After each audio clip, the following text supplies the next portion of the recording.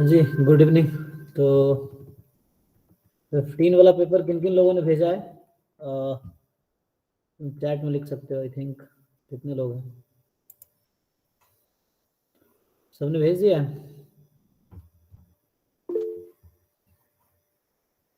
हाँ जी गौरव। तो गौरव, अंकित, तुम चैट में भी लिख सकते हो। You can write your name और डन समथिंग।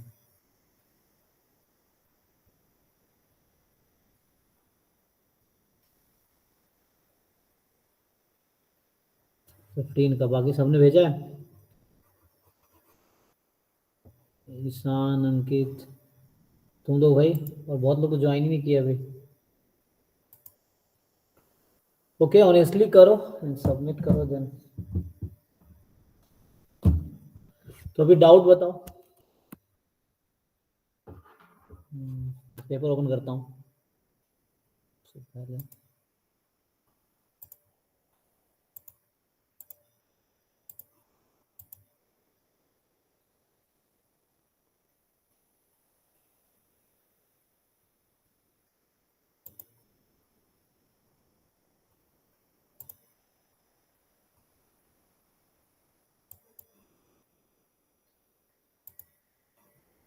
ठीक है, तो एक मिनट। अच्छा, मुझे ये फोटो करना पड़ेगा।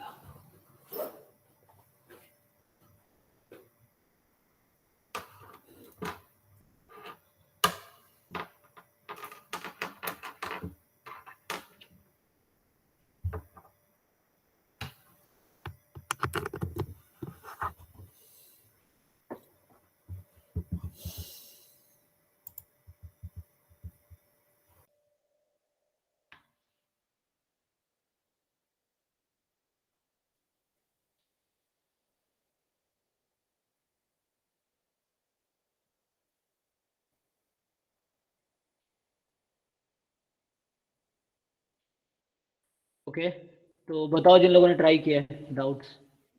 Sir 29। Okay,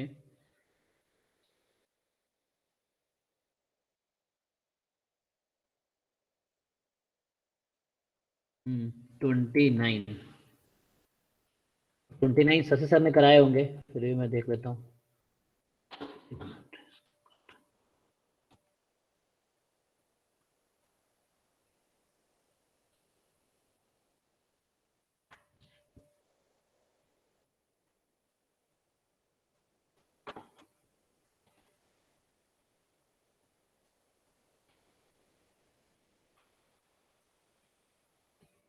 So 2015 and 16 will discuss today.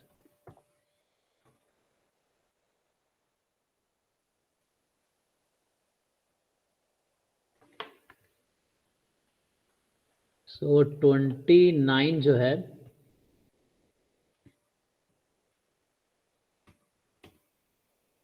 क्या बोल रहा है?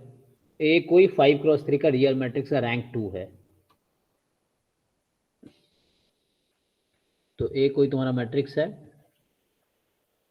5x3 का, मतलब रो इसमें 5 होंगे और कॉलम 3 होगा।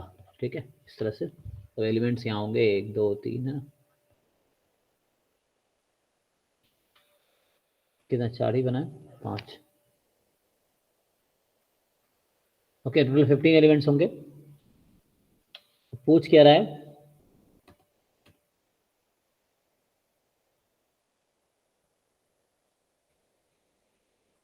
तो रैंक इसका 2 है।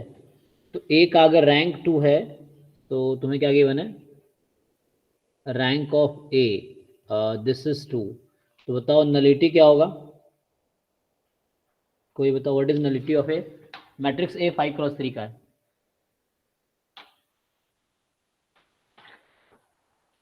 Number of variable minus rank.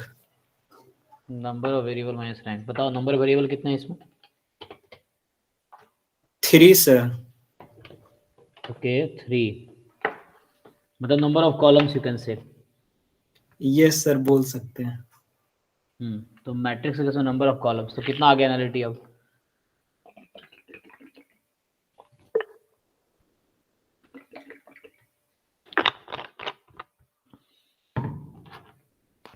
तुमने पढ़ा रैंक नलिटी थ्योरम क्या होता है? कोई बताओ मुझे स्टेटमेंट इसका, रैंक नलिटी थ्योरम का मैट्रिक्स के टर्म में बता दो।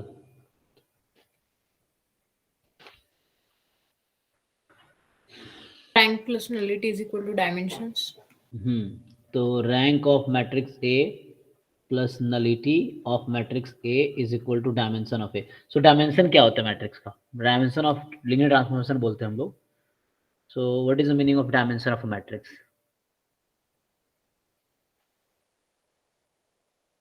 डायमेंशन का मतलब क्या है मैट्रिक्स में? मतलब रैंक ए नलिटी ए, मतलब 5x3 का ही मैट्रिक्स है। डायमेंशन में क्या बोलूंगा इसका? Sir dimension of null space ही तो नलिटी होता है ना सर।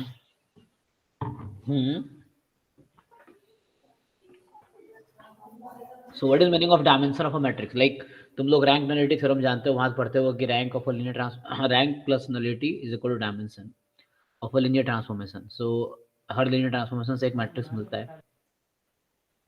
तो राइट में क्या लिखूं? What is dimension of matrix A? Sir, 2. कैसे डायमेंशन? मतलब डायमेंशन पूछ रहा हूँ मैट्रिक्स का। हाँ सर, मतलब डायमेंशन इक्वल्स टू रैंक, मतलब जब मैट्रिक्स का पूछा हो। Number of free variables in the matrix. नहीं, वो सब जो तुम बता रहे हो वो सब कहीं ना कहीं रैंक या नलिटी से रिलेटेड है। Rank is other word, nullity is other word, dimension is other word, वो तीसरी चीजें हैं, रैंक नलिटी से अलग है। तो जो नंबर ऑफ फ्री वेरिएबल तुम लोग जब बोलते हो तो वो रैंक ही होता है। तुम्हें क्वेश्चन लिख रहे हो रैंक मतलब तो डायमेंशन यहाँ होता है, डायमेंशन ऑफ मैट्रिक्स। तो यहाँ मैट्रिक्स से डायमेंशन का मतलब क्या है? मतलब इस क्वेश्चन में क्या होगा? 2 तो नहीं होगा dimension, matrix is 5x3। So dimension यहाँ मतलब है नंबर ऑफ कॉलम्स। तो मैट्रिक्स के लिए फॉर्मूला है। लीनियर ट्रांसफॉर्मेशन फॉर्मूला होता है कि rank of a linear transformation plus nullity of a linear transformation is equal to dimension of a linear transformation. But in case of matrix ये होगा number of columns. ठीक है ना? जैसे तुम्हें लीनियर ट्रांसफॉर्मेशन तो हटा दिया सिलेबस से, नहीं तो होता तो पता चलता। टी अगर आर एन से आर एम में है तो उस केस में जो मैट्रिक्स बनता है वो एम क्रॉस एन का बनेगा, है ना? टी बीटा हम लोग बोलते हैं, बीटा इज द बेसिस। तो एनीवे, तो यहाँ पे तुम्हें याद के रखना है। So rank plus nullity is equal to number of columns in case of matrix. तो रैंक तुम्हें क्वेश्चन में गिवन है, ठीक है ना? क्वेश्चन में क्या गिवन है? मैट्रिक्स का रैंक जो है 2 है, फाइन। और अभी बस मैं जानना चाह रहा हूँ क्या? नलिटी ना? हम क्या जानना चाह रहे हैं? नलिटी इसका। तो नलिटी क्या होगा? डायमेंशन पता चल गया ना तुम्हें? हाँ, तो इसमें देखो अभी क्या है, तुम्हारे पास रैंक क्वेश्चन में गिवन है 2 है, नलिटी मुझे अभी नहीं पता है, जबकि नंबर ऑफ कॉलम्स मुझे दिख रहा है 5x3 का मैट्रिक्स है, 3 हो गया। तो नलिटी कितनी हो गई इस मैट्रिक्स की?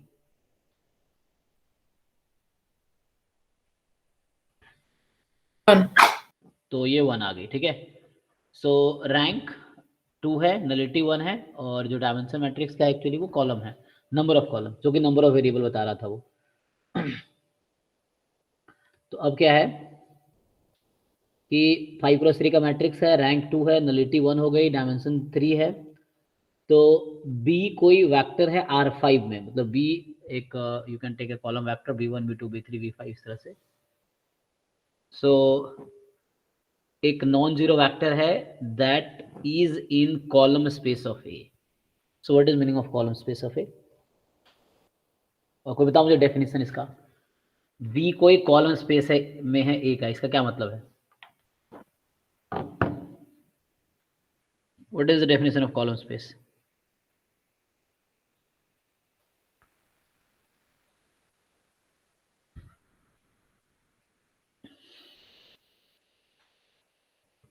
इस लाइन का मतलब क्या है? मतलब B is in the column space of A का क्या मतलब हुआ?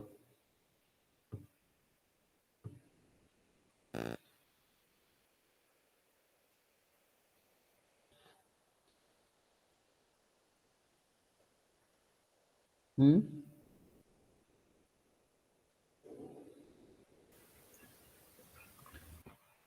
सर बी कोई वेक्टर होगा जो एक कॉलम से मैच करेगा। ओके, या कॉलम्स के लीनियर ट्रांसफॉर्मेशन में होगा, मतलब कॉलम के लीनियर कॉम्बिनेशन में होगा। Yes. हम्म, तो लाइक बी कोई वेक्टर है, सो यू कैन से, जैसे मैं लिखता हूँ इस तरह से, तो क्या होता है दिस इनटू दिस। सो इसका मतलब ये हुआ कि B is in the linear combination of columns of A. ठीक है, तो ये कॉलम स्पेस में होगा। ओके, अब क्या बोलना चाह रहा है कि एस एक सेट है, those X such that A X is equal to B. तो यहाँ तुम्हें दिख रहा है कि like A X is equal to B है, तो ए मैट्रिक्स किस तरह से होगा अगर मैं ऐसे लिखता हूँ, मतलब ए जैसे कोई भी मैट्रिक्स है, मतलब ऐसे यही मैट्रिक्स है, तो इसको मैं C1 बोल देता हूँ, इसको मैं C2 बोल देता हूँ, इसको मैं C3। C1 का मतलब फर्स्ट कॉलम, C2 मतलब second column, C3 third column, है ना, इस तरीके से है। ओके, एक्स कोई वेक्टर होगा like x1 x2 x3। Okay, अब तुम मल्टीप्लाई करोगे तो यहाँ तुम्हारा मतलब ए एक्स मैं लिख दे रहा हूँ इज इक्वल टू बी है, तो बी क्या होगा, बी का ऑर्डर क्या है, मतलब बी R5 में है, तो B will sum of type B1 B2 B5। मैं समझा रहा हूँ, क्वेश्चन तुम लोग ऑलरेडी सॉल्व कर चुके हो क्योंकि शशि सर ने कराया हुआ है, तो कुछ लोगों का आंसर पहले से ही पता है, बट उसके पीछे के जो स्टोरी है वो समझो। ठीक है ना, so A X is equal to B, तो इसका मतलब B is in the column space, मतलब यहाँ तुम्हें दिख रहा होगा, अगर मल्टीप्लाई करोगे इसको तो क्या होगा, C1 x1 plus C2 x2 plus C3 x3, जो कि लीनियर कॉम्बिनेशन ऑफ कॉलम्स है, इक्वल टू बी है, तो बी उसके कॉलम स्पेस में है, तो ये कहना चाह रहा है कि उसके पास एक सॉल्यूशन कम से कम है। ठीक है, सो इट हैज, मतलब सॉल्यूशन है इस इक्वेशन के पास एनीवे। तो आगे बढ़ते हैं, अब क्या बोलना चाह रहा है, define the translation of a subspace V of RQ। ठीक है, सबस्पेस V RQ मतलब subspace is like a subset that is a vector space. तो define a translation of a subspace V of RQ by x0। Translation का मतलब होता है add करना, तुम हर एलिमेंट में उस नंबर को ऐड कर रहे हो। तो x0 प्लस v का मतलब क्या है, वेक्टर स्पेस के v के हर एलिमेंट में हम x0 ऐड कर रहे हैं, so we are doing translation. तो ट्रांसलेशन एक वर्ड है, मतलब मैथमेटिक्स में, मतलब वेल डिफाइंड वर्ड है, ठीक है ना। इसका मतलब होता है we are adding number x0 in each element of the vector space. Vector space एक सेट है, तो इस टाइप का सेट बनाएगा, वो दे ही रखा है इन्होंने कि x0 plus small v where small v is an element of set v। तो क्वेश्चन ये बोलना चाह रहा है अब तुमसे कि then S is empty set, S has only one element, S is a translation of one dimensional subspace, and S is a translation of a two dimensional subspace। ठीक है, तो हमें पता है कि B is in the column space of A means this equation has root। ठीक है ना, और अब क्या कर रहे हैं हम, ट्रांसलेशन कर रहे हैं। ट्रांसलेशन मतलब हमें S के बारे में ढूंढना है ना, तो x0 प्लस V,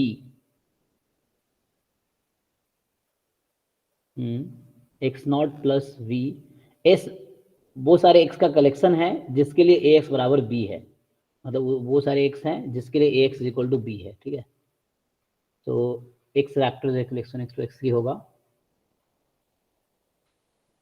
तो पूछना चाह रहा तुमसे कि s के बारे में इंफॉर्मेशन क्या है, so what is s set. तो what if you replace x बराबर x के प्लेस पे x0 प्लस v करके देखो, तो if you write a x0 plus b, इसको ओपन करेंगे तो क्या होगा, a x0 प्लस, एक मिनट सॉरी, ना बी नहीं था ना, क्या था वहाँ पे, वी था, small V, not V, small V. ठीक है, A X not plus A we. अच्छा, और ए एक्स नॉट क्या है, then S is,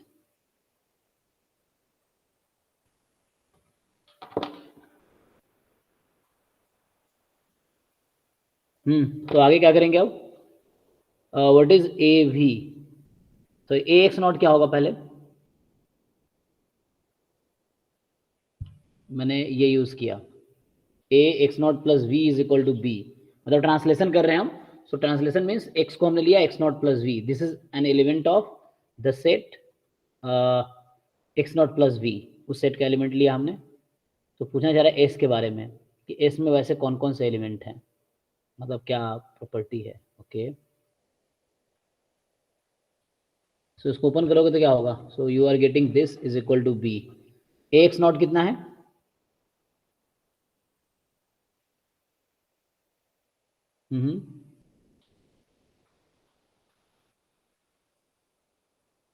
ax is b, so ax not will be b.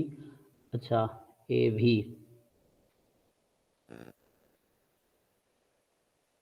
मतलब s is what, s is collection of x such that ax is b, नहीं ना, s is collection of those x's such that ax is b, मतलब उस equation के solutions हैं.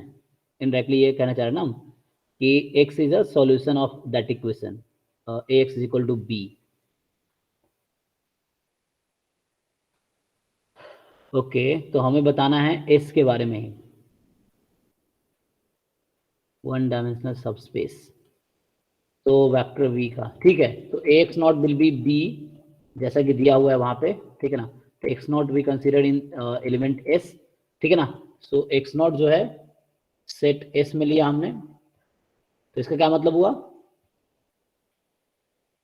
अगर x not set S में है, so what do you mean by this,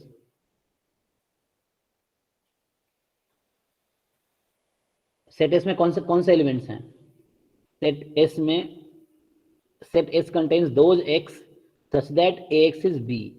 So if I say x naught belongs to S, इसका क्या मतलब हुआ, ax naught is equal to b, isn't it? तो ax naught b हो गया, तो यहाँ से क्या आया av is equal to b, यहाँ से आया av is equal to 0. अब बताओ what can you say about v. तुम्हें v के बारे में पूछ रहा है कि अगर तुम ट्रांसलेशन कर रहे हो x naught is an element of S, ठीक है ना, सो वो v पे क्या इफेक्ट डालेगा, define a translation of subspace v over rq by this. तो देन ठीक है ना, x नॉट rq का मेंबर है, यहाँ ऑप्शन में क्या है s, s is translation, so like we are using x naught in s, ठीक है ना. तो s क्या ट्रांसलेशन करेगा वेक्टर स्पेस v में, वो बताना है तुम्हें. तो when we assume that x naught in s, ax naught is b, वो क्वेश्चन में गिवन है. यहाँ से ab इज इक्वल टू 0, और इसका क्या मतलब हुआ, v belongs to what, null space. Null space of A, और नल स्पेस का डायमेंशन क्या है, जिसको हम वही बोलते हैं ना, नल स्पेस के डायमेंशन को हम नलिटी बोलते हैं. तो what is dimension of null space, वो हमने फाइंड किया हुआ है ना, हमने यहाँ फाइंड किया हुआ है 1 है वो. तो इसका क्या मतलब हुआ कि x नॉट जब हम s में अज्यूम कर रहे हैं, तो s क्या इफेक्ट कर रहा है v को. So you can see the option now.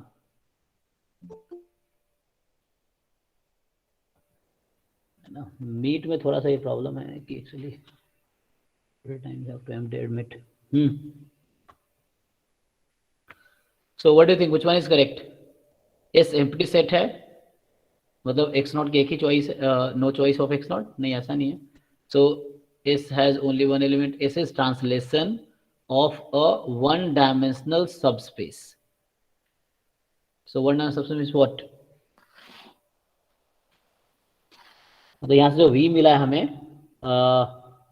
इससे रिलेटेड है ना, so means what, v belongs to nullity of a, and dimension इसका क्या होगा उस केस में.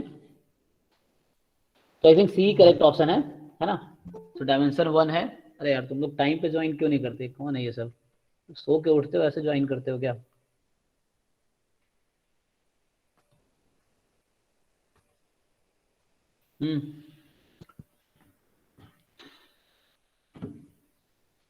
उसका सी ऑप्शन करेक्ट होगा. तो व्हेन वी है ना replace x by x naught plus v, in that case s क्या करता है, s translates the one dimensional subspace.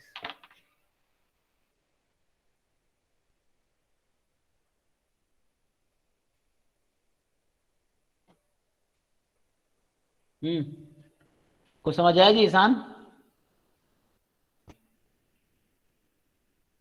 Yes sir आ गया. ऐसे सर ने कराया हुआ है पहले भी, तो उससे देखना सर ने कैसे कराया, हो सकता है दूसरे कराया हो, बट ऑप्शन बी होगा, बिकॉज है ना, because nullity of that v belongs to null space of A, null space of A,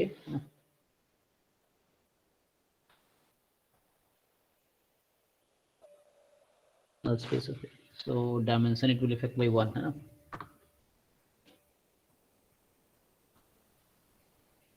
उसका डायमेंशन 1 होगा, ठीक है, 1 डायमेंशन सबस्पेस। ओके नेक्स्ट बताओ, सो सी ऑप्शन होगा। सर 40। सर 33 बता देना ना। तो 33 इसमें ऐसे नहीं किया है ना, 3 ये हाँ वाला। ये थर्ड वाला हो गया। ओके कहना चाह रहा है कि f 0 से 1 to r में एक कॉन्टिन्यूअस फंक्शन है, ओके कॉन्टिन्यूअस है, ठीक है, चलो 0 पे वैल्यू -1 है, तो इसको तुम ग्राफिकली ट्राई कर सकते हो। थर्ड है 0 पे -1 है वैल्यू, ओके 0 x 0 है तो y -1 है, तो 0 -1 एंड हाफ पे 1 है, सो जब हाफ होगा, मान लो 1 यहाँ पे है तो यहाँ पे हाफ है, सो हाफ पे वैल्यू 1 है, 1 पे फिर -1 है, 1 पे फिर -1 है, मतलब यहाँ पे होगा, ओके तो एक पॉइंट ये है। अब बोलना क्या चाह रहा है, f का डोमेन 0 से 1 का ही है, सो डोमेन जो है वो 0 से 1 में फिक्स है, so function has domain 0 to 1, ठीक है ना, क्लोज इंटरवल 0 to 1 डोमेन है और कोडोमेन रियल नंबर है। Be a continuous function, continuous function है, 0 पे -1 अटेंड कर रहा है, हाफ पे 1 एंड 1 पे -1, सो दिस पॉइंट इज 1, -1। अब क्वेश्चन ये है, then if attains the value 0 at least twice in interval this, if attains the value 0 exactly twice in 0 1, if attains the value 0 exactly once in 0 1, the range of f is -1 to 1। अच्छा more than one choice है ना, तो इसमें थोड़ा सा ना problem होता है, चलो ट्राई करते हैं। क्योंकि मैंने पहले किया नहीं है तो मैं भी करता हूँ, मतलब लास्ट ईयर कराया होगा मैंने ऐसे, स्टिल देखते हैं, क्योंकि याद रहता है, रट्टा तुम्हारा नहीं याद रहता है, ट्राई करते हैं। तो क्या लगता है, so f attains at the value 0 at least twice in 0 1 और exactly twice, तो ये दो वर्ड है, तो at least twice में 2 और more than 2, क्या हो सकता है। तो देखो अब यहाँ पे तुम ऑप्शन गलत करने की कोशिश कर सकते हो, you may try to find some function जो कि गिवन चीजों को सेटिस्फाई करता हो, है ना, एंड कुछ ऑप्शन गलत हो जाए। सर एमपीटी यूज करके हो जाएंगे। ओके तो how will you use, 0 to half hmm we can get c1 hmm f prime c1 that is equals to f half minus f0 divided by, हम्म और half to 1 में और एक c2 find कर लेंगे। ठीक है, तो यू वांट टू से एग्जैक्टली 2 रूट्स ऐसा, और क्या एटलीस्ट भी हो, ओके एटलीस्ट तो होगा, एटलीस्ट क्योंकि ट्वाइस होगा। 2 तो मुझे ऐसे भी दिख रहा है, अगर मैं सिंपली एक ग्राफ ड्रॉ कर दूं तो ऐसे दिख रहा है, जैसे 0 पे 0 है, सॉरी 0 पे -1 है ना, यहाँ था, सो 0 पे -1 है, तो यहाँ से स्टार्ट हुआ होगा, कंटिन्यूअस है, तो अब यहाँ अटेंड करेगा तो obviously it has to cross because it is continuous function, then half पे 1 है ना, एंड देन 1 पे वैल्यू कितनी है -1, so it will obviously back to this, ठीक है ना, सो यहाँ से दिख रहा है 2 तो पक्का होगा, ठीक है ना। अब यहाँ वैल्यू क्या है, -1 है, okay so this value is -1, ये लाइन है -1 की और ये लाइन है 1 की, फाइन। अब क्वेश्चन ये है ना, MCQ, you have to think on each option, तो if attains value at least twice, तो यहाँ एटलीस्ट ट्वाइस में ट्वाइस भी आ जाता है ना, 2 और मोर देन 2, एग्जैक्टली ट्वाइस जरूरी है, तुम कोई और केस भी बना सकते हो ना जहां मोर देन 2 रूट्स हो सकते हैं, you can take one function जहाँ पे तो ऐसा हो सकता है लाइक मतलब ग्राफ हम बनाए डेफिनेशन में सर वही था, तो at hmm, least we can get at least one C1 such that f prime C1 that is equals to fb minus fa F divided F by और बी b minus माइनस ए, fine. तो यहाँ से तुम करोगे तो तुम्हें क्या मिल रहा है वहां से, तुम जो ट्राई कर रहे हो, चलो मैं वो लिख के दिखाता हूँ। So what you are trying, you want to say F dash C one is equal to ये एफ वी माइनस एफ, चलो F half minus F zero upon half minus zero. तो यहाँ से क्या आ गया, F half is one, so आ गया टू ऊपर आ गया ना, एंड अपॉन में तुम्हारा आ गया हाफ, तो ये हो गया फोर, इज इट। तो F dash C one four आया। तुम ये यूज करना चाहते थे, yes sir तो इससे क्या कंक्लूजन निकला, देयर एग्जिस्ट, ठीक है, there exist at least one C one such that this. So what do you want to conclude from here, तो बोलो जो भी सही गलत कोई बात नहीं, what you are think. 0 to half में हाँ we can get at least one C1 that हाँ means uh, the function cuts at least 2 points at x-axis okay. So there, ठीक है, F dash C one is four, positive है, ठीक है, C one पे तुम्हें इंक्रीजिंग फंक्शन मिलेगा, okay. Then और हाफ टू वन में मैं और एक हो एफ जाएगा डैश सी टू मिल जाएगा, ठीक है, तो वहां से मिलेगा F dash C two is equal to F one minus F half upon one minus half. यहाँ एफ वन तुम्हारा कितना है, F one is minus one, तो माइनस वन माइनस टू, तो यहाँ आ गया माइनस टू अपॉन हाफ, तो ये माइनस फोर आ गया, मतलब सी टू पे फंक्शन डिक्रीजिंग है, ओके।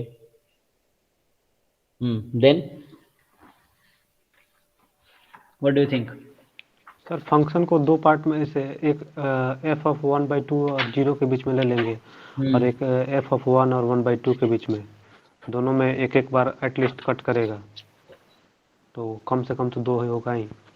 हाँ, कम से कम क्वेश्चन यहाँ है कि एग्जैक्टली दो टू के में, ज्यादा भी हो सकता है ना सर। सर ये हाँ, कम से कम डार्बोक्स थ्योरम है सर, ये जो है ना एक्चुअल में हम्म, ये डार्बोक्स थ्योरम है। ये डार्बोक्स थ्योरम यही बताता है कि हम लोग एंड पॉइंट में चेक करते हैं, इंटीरियर पॉइंट पे भी चेक करते हैं, और यदि किसी C1 या C2 किसी के लिए सेटिस्फाई कर रहा है तो एटलीस्ट वन पॉइंट मिलेगा ही। लेकिन यहाँ 0 और 1 पे दो बार तो कर ही रहा है, तो एटलीस्ट दो मिलेगा, उससे ज्यादा नहीं बोल सकते हैं कि एक्स एक्सिस को और कितना बार कट कर सकता है। तुम एग्जाम्पल कंस्ट्रक्ट करना चाहोगे, जैसे मान लो गलत प्रूफ करना, अभी के लिए एग्जाम है, तुम्हें खुद डिसाइड करना है, बट अभी के लिए we can try to do wrong. तो एटलीस्ट टू ऑब्वियसली करेक्ट होगा, क्योंकि देखो हमें दो तो ऐसे ही दिख रहा है तुम्हें यहाँ पे, तो एटलीस्ट टू का मतलब टू और मोर देन टू, तो टू तो हमने एक एग्जाम्पल बना दिया, ऐसा फंक्शन ढूंढ लेंगे जहाँ पे ऐसी वैल्यू अटेंड करती हो, ठीक है ना। So one function obviously you will find, continuous function है ना, तो you will find obviously one, तो टू रूट तो पक्का होगा, मतलब ए ऑप्शन तो हमेशा करेक्ट होगा। तो what can you say about B. अब प्रॉब्लम ये है, अगर बी सही है तो ए सही ऑब्वियसली होगा, अगर बी ऑप्शन ट्रू होता है तो ए ऑप्शन ट्रू होगा, बट ए ट्रू है जरूरी नहीं बी ट्रू होगा, क्योंकि ए में और भी चॉइसेस हैं ज्यादा, बी रेस्ट्रिक्ट कर दिया चॉइस को। So question is can we say it has exactly two roots, है ना, reference value zero exactly twice, तो कहना चाहिए exactly twice, so you can produce third root. क्या ऐसा कोई केस होगा जहाँ पे थर्ड रूट हो सकता है, यस यू कैन डिफाइन। तो उस सर केस में पर क्या जब हम कहेंगे कि एग्जैक्टली टू रूट है, तो टू से ज्यादा भी नहीं, टू से कम भी नहीं, तो ए तो वैसे गलत हो जाएगा ना, अगर बी से ही करेंगे तो। वही मैं बोल रहा हूँ, तो बी देखो, बी ए तो ऑब्वियसली ट्रू है, A is saying it will have at least two root, so two और मोर, तो मुझे टू तो ऐसे ही दिख रहा है, तो A is obviously correct, but B option पे फॉल्स किस लॉजिक से है, so can you find some example, और क्या लॉजिक दोगे सो बी इनकरेक्ट होगा। सो इनकरेक्ट मतलब तुम्हें एक ऐसा स्टेटमेंट देना पड़ेगा जिससे ये पता चल जाए या तो दो से ज्यादा रूट है ही, दो से कम तो नहीं होगा, दो तो हमें दिख ही रहा है कम से कम, तो मोर देन टू रूट किस सिचुएशन में हो सकता है, जब ऐसा तुम ग्राफ बना लो, क्योंकि इसने फिक्स तो किया नहीं कुछ भी। देखो जैसे मान लो जीरो यहाँ है और मैं वन यहाँ ले लेता हूँ और हाफ यहाँ लेते हैं, देखो तो ऐसा हो सकता है, हमें तो वही कंडीशन है ना कि जीरो पे वैल्यू हाफ है, माइनस वन है, हाफ पे वन है, और इस पे -1 है। तो लाइक कभी ऐसा भी तो हो सकता है कि लाइक फंक्शन ऐसा हुआ हो, इस तरह से गया हो, may be something like that. मतलब हमें तो इनिशियल कंडीशन सेटिस्फाई करवाना है ना, तो ठीक है 0 पे हाफ है, ओके 0 पे -1 है, ठीक है। सो ये पॉइंट है 0 पे -1 है, हाफ पे हमें उन्होंने बोला कि वैल्यू होनी चाहिए 1, तो चलो हाफ पे हमने 1 अटेन करवा दिया इस तरह से, और फिर 1 पे -1 अटेन करवाना है, तो इस तरह के हो गया। सो you can construct one function, ऐसा पॉलिनोमियल मिल जाएगा जिसमें क्या होगा कि हो सकता है मोर देन 2 रूट भी हो, है ना। बस हमें ये कंडीशन फिक्स नहीं किया, सो बस ये है कि सेटिस्फाई करना चाहिए। You can find some polynomial जो कि इसको अटेन करता होगा। डिग्री फिक्स तो है ही नहीं कि ऐसा डिग्री होगा, ऐसा फिक्स नहीं किया ना पॉलिनोमियल या कोई in general functions we can try. तो ऐसा हो सकता है, सो है ना, जैसे इस तरह की सिचुएशन आ जाएगी जहाँ 0 वैल्यू -1 है, फिर आगे बढ़ा, है ना, तो वापस आया, फिर हाफ पे यहाँ जाके हो सकता है 1 है, फिर वापस इस पे वापस चला गया। तो ये 3 कंडीशन जो जरूरी है वो सेटिस्फाई कर ही रहा है, तो हो सकता है बीच में टर्न किया हो ना ऐसा। तो it can have more than 2 roots, 2 होगा but more than 2 roots can have, तो इसीलिए बी गलत हो जाएगा। तो exactly twice is not true, है, it may have more than 2 roots, क्योंकि बाकी पॉइंट्स नहीं दिए, बस 3 कंडीशन दिया है। सो 3 कंडीशन से you can not decide exactly function, so you have to think of all possibilities. And B तो गलत होगा। फिर if attains the value 0 exactly once, तो ये तो ऐसे ही गलत हो गया क्योंकि हमें दिख रहा है 2 तो होना ही है, क्योंकि कॉन्टिन्यूअस फंक्शन है, तुम डिसकॉन्टिन्यूअस बना ही नहीं सकते। सो ये 2 तो होना ही है, क्योंकि है ना यहाँ से स्टार्ट होगा फंक्शन और यहाँ तक पहुँचते हुए, मतलब समझ रहे हो, यहाँ से यहाँ तक जाने में तुम ब्रेक कर नहीं सकते, तो x को काटना ही है। इंटरमीडिएट वैल्यू थ्योरम से जानते हो ना कि एक पॉइंट पर नेगेटिव है, दूसरे पॉजिटिव है, तो उस बीच में एक नंबर तो मुझे मिलना ही है। इंटरमीडिएट वैल्यू थ्योरम से एक पॉइंट तो मिलना ही है जहां पे वैल्यू, जहां पे तुम्हें क्या होगा 0 होगा, you know like if a is negative, if b is positive and f is continuous, तो ये पक्का है कि a b के बीच में तुम्हें एक नंबर जरूर मिलेगा जहां पे फंक्शन 0 होगा। सो f c1 is 0, intermediate value theorem से। सेम थिंग जब तुम यहाँ हाफ से 1 की तरफ चलोगे, तुम्हें वहां से यहाँ तक पहुंचना है, तो कॉन्टिन्यूअस फंक्शन एक बार कट करना ही है। तो सी ऑप्शन तो ऐसे ही गलत हो गया कि एक रूट होगा, एग्जैक्टली 1 कह रहा है, ये भी गलत हो गया। BC गलत हो गया। टी पे आओ, range of f is -1 to 1। देखो डोमेन को रेस्ट्रिक्ट किया हुआ, रेंज को रेस्ट्रिक्ट नहीं किया है। रेंज कोडोमेन रियल नंबर है और range is a subset of codomain, definition है कोडोमेन का ना रेंज का। तो रेंज मतलब होता है values attend by the function. तो यहाँ तुम्हें 3 ही वैल्यू दिया ना, हो सकता है कि f2 पे वैल्यू 5, f2 छोड़ दो, हो सकता है वैल्यू, क्योंकि डोमेन इसका मतलब 0 to 1 है, तो हमें डोमेन पे ही बात करनी है। So like you take one number 1/3, so हो सकता है 1/3 वैल्यू 3 हो जाए, ऐसा फंक्शन ही मिल सकता है। Okay, you may try to construct that. तो उसके लिए काफ़ी है ना, वो करना पड़ेगा फिर कि अलग अलग फंक्शन बना के देन यू कैन ट्राई। अगर बनाना चाहे तो बना सकते हैं कि 0 पे -1 आए, ऐसा फंक्शन सोचना पड़ेगा। हाफ पे 1, दस पे 1 क्या ले सकते हो अगर बनाना चाहे तो, है ना। It will take some time but we can construct that function जैसा हो, और तुम उसमें फिर कुछ एक्स्ट्रा टर्म भी ले सकते हैं। सो ग्राफिकली तुम सोच सकते हो इस तरह से थ्योरम को बेस बना के, ठीक है ना। बेसिकली अब डी पे बात करते हैं। डी का क्या होगा, रेंज ऑफ f -1 to 1, क्या जरूरी है?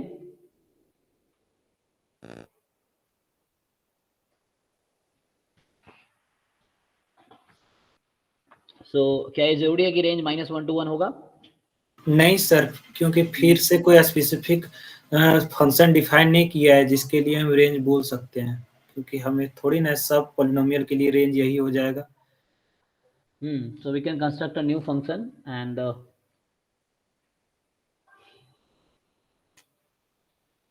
so मतलब जैसे मैं अभी बना रहा था ग्राफ, तो इसी एग्जांपल से हो जाएगा कि हो सकता है जैसे ये मैंने लिया था, तो इसने डोमेन को रेस्ट्रिक्ट किया। जैसे मान लो ये हाफ है, ये हो सकता है ऊपर तक जाएगा फिर नीचे आएगा, तो ऐसा हो सकता है कि वैल्यू यहाँ पे जाके है ना 2 हो किसी पॉइंट पे, मतलब हाफ के आगे कोई पॉइंट ले लो, मतलब 0.75 3/4 पे, तो हो सकता है 3/4 पे, क्योंकि ऐसा तो बोला नहीं है टर्निंग पॉइंट है।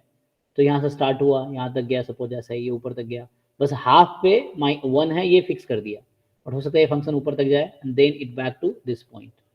सो this is one of the possibilities.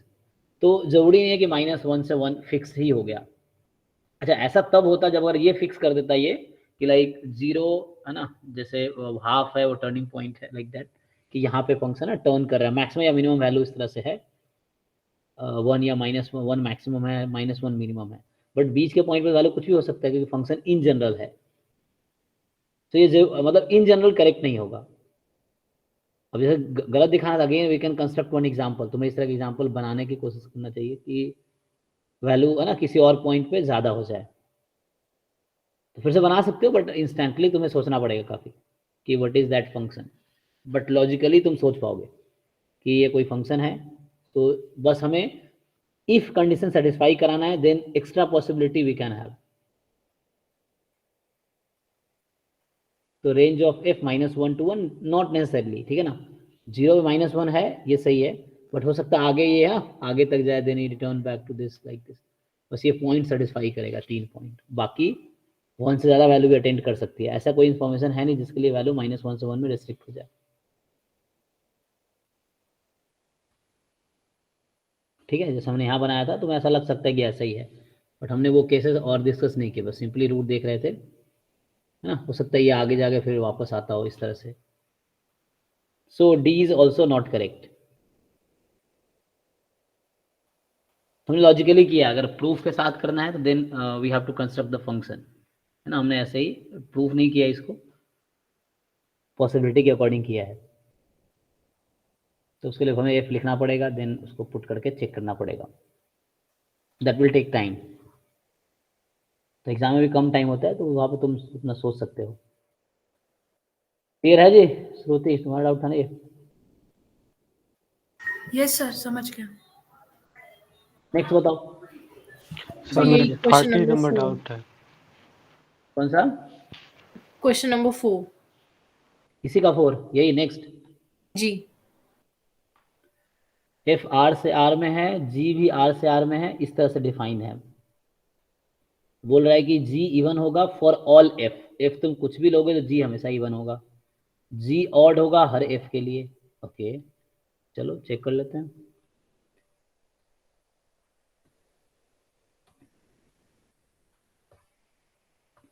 उसके लिए क्या करते हैं, लेट अस जस्ट राइट, ठीक है, तो हमारा जो एफ एक्स है वो क्या है, तो जो एफ एक्स नहीं जी x,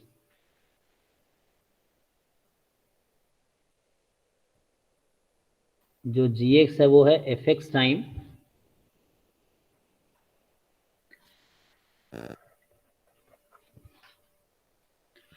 F of x plus F of minus x, F x time F X.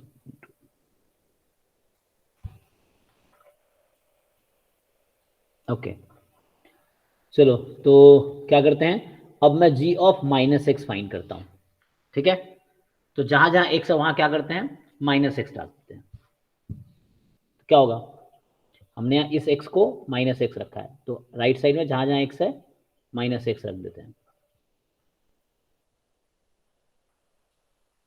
ठीक है, ये आ गया।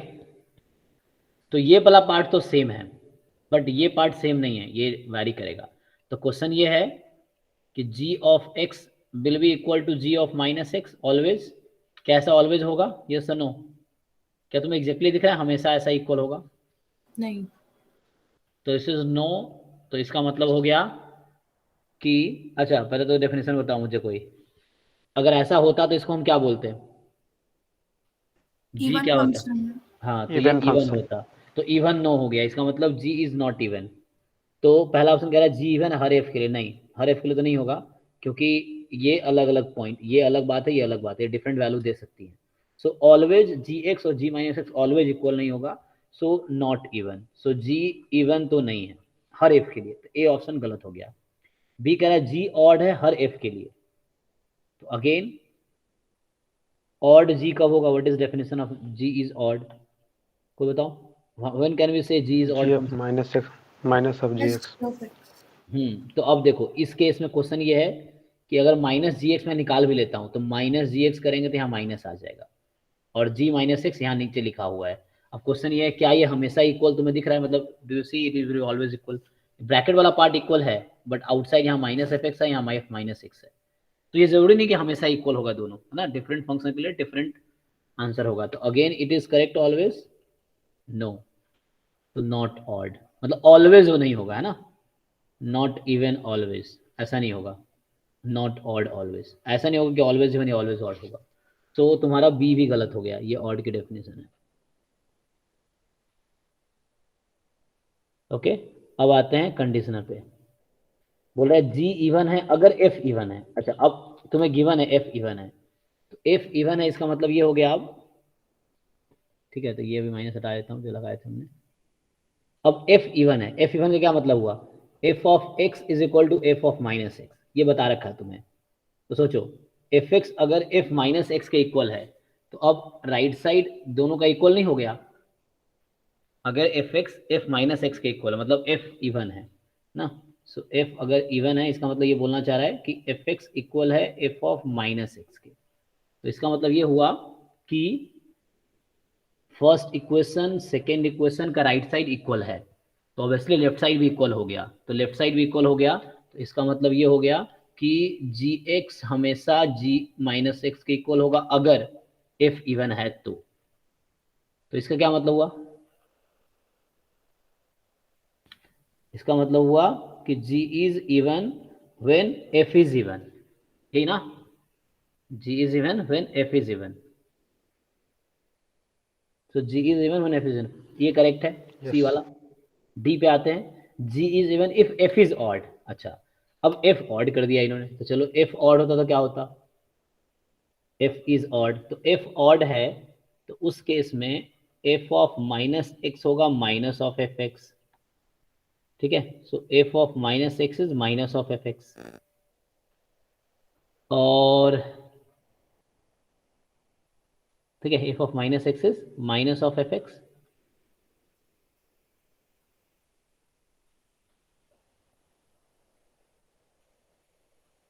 तो क्या होगा चेक करो, इक्वेशन वन इक्वेशन टू की राइट साइड देखो, F of minus X minus F X हो गया,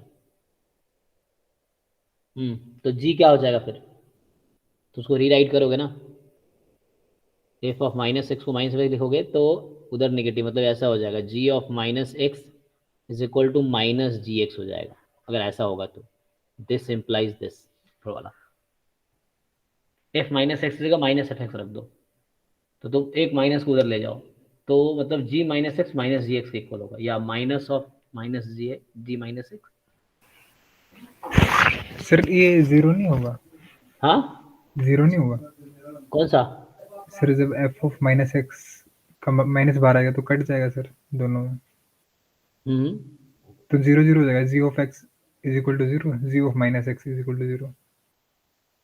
जीरो क्यों होगा, एक मिनट, अगर हम पुट कर देते हैं, चलो जैसे हम इस चीज़ को मैं पुट कर देता हूँ, चलो इक्वेशन वन में, तो इक्वेशन वन कैसी बनेगी, मतलब इक्वेशन वन तो ऐसी रहेगी, G X is equal to, मैं F X as it is रखता हूँ, तो एफ एक्स और वहाँ है, ओके ओके 1 मिनट, तुम जो कहना चाह रहे हो fine, so this is F X और plus F of minus X and, हाँ वो मैंने पुट नहीं किया, एफ एक्स, तो यहाँ है एफ ऑफ माइनस एक्स, जिसको मुझे लिखना है माइनस एफ एक्स, जिसको मुझे लिखना है माइनस एफ एक्स, तो इसको मैं लिखूंगा माइनस एफ एक्स, और यहाँ भी तो एफ माइनस एक्स है, ओके, तो इस एफ माइनस एक्स को तुम क्या लिखोगे, अच्छा यहाँ भी हम करते तो ये ट्वाइस हो जाता ना, एक मिनट तुमने ध्यान नहीं दिया, पुट करेंगे तो क्या होगा, ऐसे भी इक्वल ही हो जाता, तो अगर मैं सिंप्लीफाई करता, इस केस में पूरा किया नहीं मैंने, तो क्या होता है ये twice F X whole square हो जाता है, यहाँ भी वही हो जाता, ठीक है, तो वो ठीक है, तो अब यहाँ पे पुट करोगे तो ये हो जाएगा inside quantity F minus x equal है माइनस एफ एक्स के, तो सही बात है, तो ये होगा तुम्हारा जीरो इनसाइड क्वांटिटी, और यहाँ भी पुट करोगे तो माइनस एफ एक्स बाहर है, और ये ब्रैकेट के अंदर वाला जीरो हो गया एक्चुअली, तो यहाँ से ये मिल रहा है कि G X is zero and G of minus X is zero, ठीक है जी, तो यहाँ से क्या मिला, मतलब हम पुट कर रहे हैं ये चीज़, जब एफ ऑड गिवन है फोर्थ ऑप्शन में, तो F minus X minus F x जब पुट करेंगे तो ब्रैकेट के अंदर जो इक्वेशन वन इक्वेशन टू में चीज़ें हैं वो जीरो हो गई, so G X and G minus X both zero, मतलब G X is zero for all X, okay तो अब यहाँ पे क्या था, g is even if f is odd. तो जब f ऑड है तो g तो जीरो ही हो गया, और जीरो फंक्शन क्या होता है, इवन होगा नहीं होगा? Even. तो यहाँ पे मैंने, हाँ ये मैंने ध्यान नहीं दिया है ना, बिकॉज यहाँ पे क्या होगा, एक्चुअली जीरो हो जा रहा है, दोनों इक्वल तो है बट बोथ बिकम्स जीरो, दोनों साइड जीरो हो जा रहा है। तो यहाँ से ये होगा, because when you put inside so both will be zero, यहाँ से ये आया, तो इसका मतलब ये हो गया जी एक्स जीरो ही हो गया, zero function is both odd and even, है ना, ठीक है ना, क्योंकि जी माइनस एक्स करोगे जीरो का क्या फर्क पड़ता है, both odd and even, zero function. तो यहाँ से डी करेक्ट हो गया, मतलब सी और डी दोनों करेक्ट हो गया, ठीक है, क्योंकि जीरो फंक्शन इवन ऑड दोनों होता है। तो G is even if F is odd, जब एफ ऑड है तो जी जीरो हो गया, तो यहीं से दिख रहा है ना, यू कैन सी हियर, जब एफ ऑड है तो जी तुम्हारा जीरो हो गया, एंड देन दैट केस, ठीक है। सर ये जनरल स्टेटमेंट है क्या कि जीरो फंक्शन हमेशा इवन और ऑड दोनों होगा? हाँ, क्योंकि वो दोनों का सिर्फ को सेटिस्फाई करेगा, क्योंकि है ना, जनरल होगा। सो जीरो फंक्शन अगर एफ एक्स जीरो है कहीं भी, तो एफ माइनस एक्स भी जीरो ही होगा, दोनों इक्वल है, तुम्हें दिख रहा होगा दोनों एफ एक्स है ना, F X is equal to F of minus X, तो इवन हो गया। ऑड इसलिए भी है क्योंकि F of minus X minus F X, और जबकि दोनों जीरो है तो ये ऑड भी हो गया। तो zero function is both odd and even function.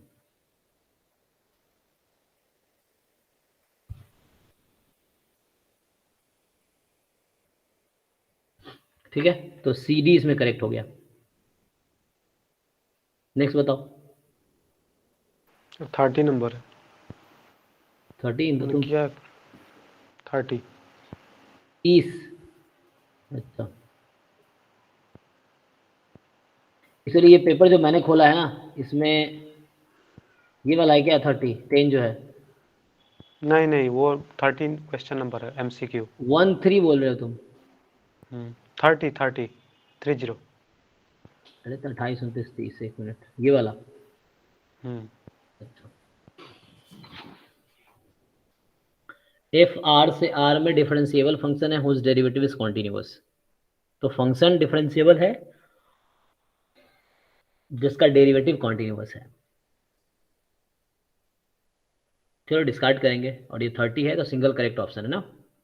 तो एफ डिफरेंशिएबल फंक्शन है, इसका डेरिवेटिव कॉन्टिन्यूअस है, तो क्वेश्चन ये बोलना चाह रहा है देन व्हाट विल हैपन। चलो कोई फंक्शन बताओ मुझे ऐसा जो डिफरेंशिएबल है, उसका डेरिवेटिव भी कॉन्टिन्यूअस है। सर मैंने काउंटर एग्जाम्पल लेके एक्शन किया है, मतलब एक्स लिया है एफ ऑफ एक्स की जगह पे। तो एफ एक्स को एक्स लोगे तो एक्स का एक्स डिफरेंशिएबल है और उसका डेरिवेटिव 1 होता है जो कि कॉन्टिन्यूअस है, ठीक है, वन करके देख लेते हैं। एग्जाम्पल ऑप्शन को गलत करेगा, इसलिए जल्दीबाजी में सही मत करना। तो चलो हम सिलेक्ट कर लेते हैं एफ एक्स को 1, ठीक है, तो उस केस में जरा आप इसको क्वेश्चन करके देखते हैं। तो अजम्पशन ट्रू होना चाहिए एग्जाम्पल के लिए। सो एफ एक्स लिमिट, को एक्स कहेंगे ना। सॉरी एफ एक्स 1 तो तुम्हारा ठीक है, हाँ एफ एक्स एक्स तुमने लिया है। Limit n tends to infinity n plus 1 0 to 1 x की power n into X D X. General proof भी कर सकते हो बट वो एग्जाम में ना, मतलब वो सही तरीका नहीं है, क्योंकि एग्जाम में प्रूफ करने बैठोगे तो फिर और भी तो क्वेश्चन है करने को। सो x की पावर n प्लस 1 का इंटीग्रेशन करोगे, ये ना पावर 1 है ना, तो ये n प्लस 1 हो जाएगा x की पावर। अब उसको सॉल्व कर लो, क्या होगा इंटीग्रेशन, सेम ऐसे ही मैंने किया। अब x तुम्हारा 0 से 1 के बीच है, तो limit n tends to infinity n plus 1 upon n plus 2। अब यहाँ x को 1 रखोगे, 1 की पावर n प्लस 2 तो 1 ही रहेगी, माइनस 0 की पावर n प्लस 2। अच्छा अभी हम पहले इंटीग्रेट करें, बाद में लिमिट लगाएंगे, ओके, तो 0 हो गया। तो फाइनली आ गया n plus 1 upon n plus 2, और उसकी लिमिट है n टेंस टू इन्फिनिटी। क्या आएगा इसका लिमिट, 1। तो देखो इससे क्या पता चल रहा है मुझे, जब हमने एफ एक्स को 1 ले लिया तो in that case we are getting 1। तो ए ऑप्शन तो बाहर हो गया रेस से, मतलब अभी एग्जाम्पल के हिसाब से, अब सही गलत देखना ऑप्शन आंसर की में क्या है, क्योंकि मुझे भी याद भी नहीं है। इन्फाइनाइट, ये भी गलत हो गया क्योंकि फाइनाइट तो हमारा आंसर आ रहा है। और is equal to this equal to this, तो अब इसमें तुम्हें सी डी में एलिमिनेट करना पड़ेगा। तो 1 मिनट, अब क्या करते हैं, सी ऑप्शन को कैलकुलेट करके देखते हैं। तुमने एफ एक्स को एक्स लिया है, तो एक्स का इंटीग्रेशन क्या होता है? X square by 2। तो 0 से 1 में क्या हो जाएगा, हाफ।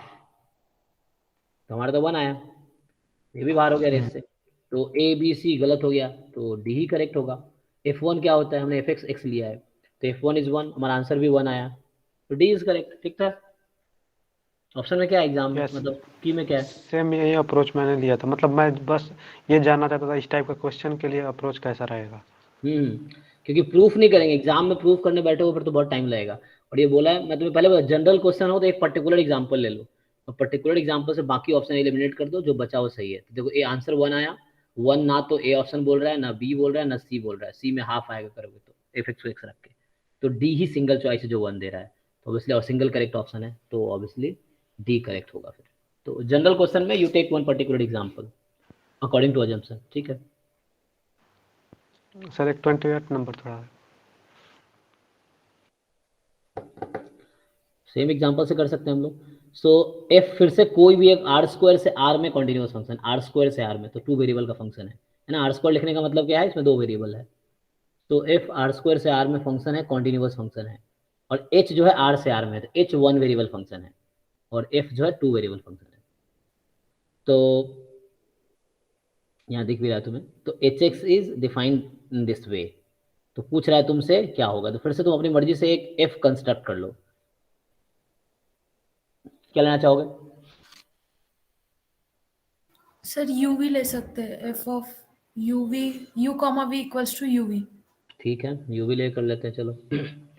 तो फिर जनरल क्वेश्चन है, तुम कोई भी तुम्हारा एग्जांपल वर्क करेगा, तुम ऐसा एग्जांपल हो जिससे कैलकुलेशन इजी हो जाए, तो ऐसे तुम चूज करना पहले स्टार्टिंग में।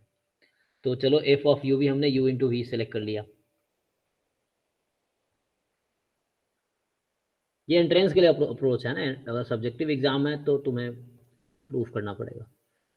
एफ यू वी, सो हमने यू इंटू वी ले लिया। अब हमारा क्वेश्चन ये है कि कॉन्टिन्यूस फंक्शन होना चाहिए, यू भी कॉन्टिन्यूस है।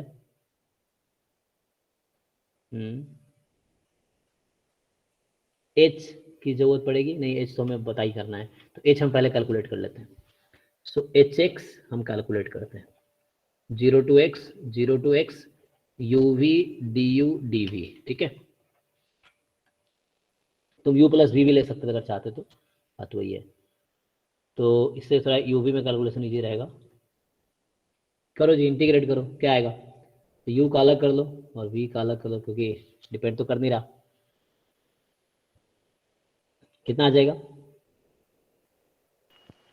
एक्स की power 4/4 x square by 2 into x square by 2 है ना। u का इंटीग्रेशन u के रेस्पेक्ट में, v का v के रेस्पेक्ट में, लिमिट 0 to x है, तो x की पावर 4/4 आ गया तुम्हारा। किसका आंसर आ गया? एच एक्स का। अब देख लो, अब एच एक्स ये आया, तुमसे क्या बोल रहा था कि एच एक्स तुम्हारा ये है, तो एच डैश 1 इक्वल टू, चलो एच डैश एक्स निकाल लेते हैं। सो एच डैश एक्स जो होगा कितना आएगा, 4x³ अपॉन 4 कैंसिल गया, सो मतलब कैंसिल होके 4 कैंसिल हो गया, तो x³ बचा। ओके, तो बोलना चाह रहा है कि h डैश 1 इक्वल्स, सो h डैश x को मैंने 1 रख दिया, तो यहाँ के हिसाब से आंसर 1 आ गया। अब तुम्हें देखना है कि पुट करो ऑप्शंस में। अब तो पहला ऑप्शन है 2 टाइम f11, तो बताओ क्या होगा। हमने f क्या लिया, u इंटू वी, तो f11 मतलब 1 इंटू 1 1 2 ऑप्शन, लेकिन हमारा आंसर क्या है 1, तो 2 बाहर हो गया, तो ऑप्शन ए रहा इनकरेक्ट। बी में आ जाओ, f1 0, तो 1 इंटू 0 0, f01 0 इंटू 1 0, बी भी बाहर हो गया, क्योंकि 0 प्लस 0 0 हो गया, लेकिन हमारा आंसर तो 1 है।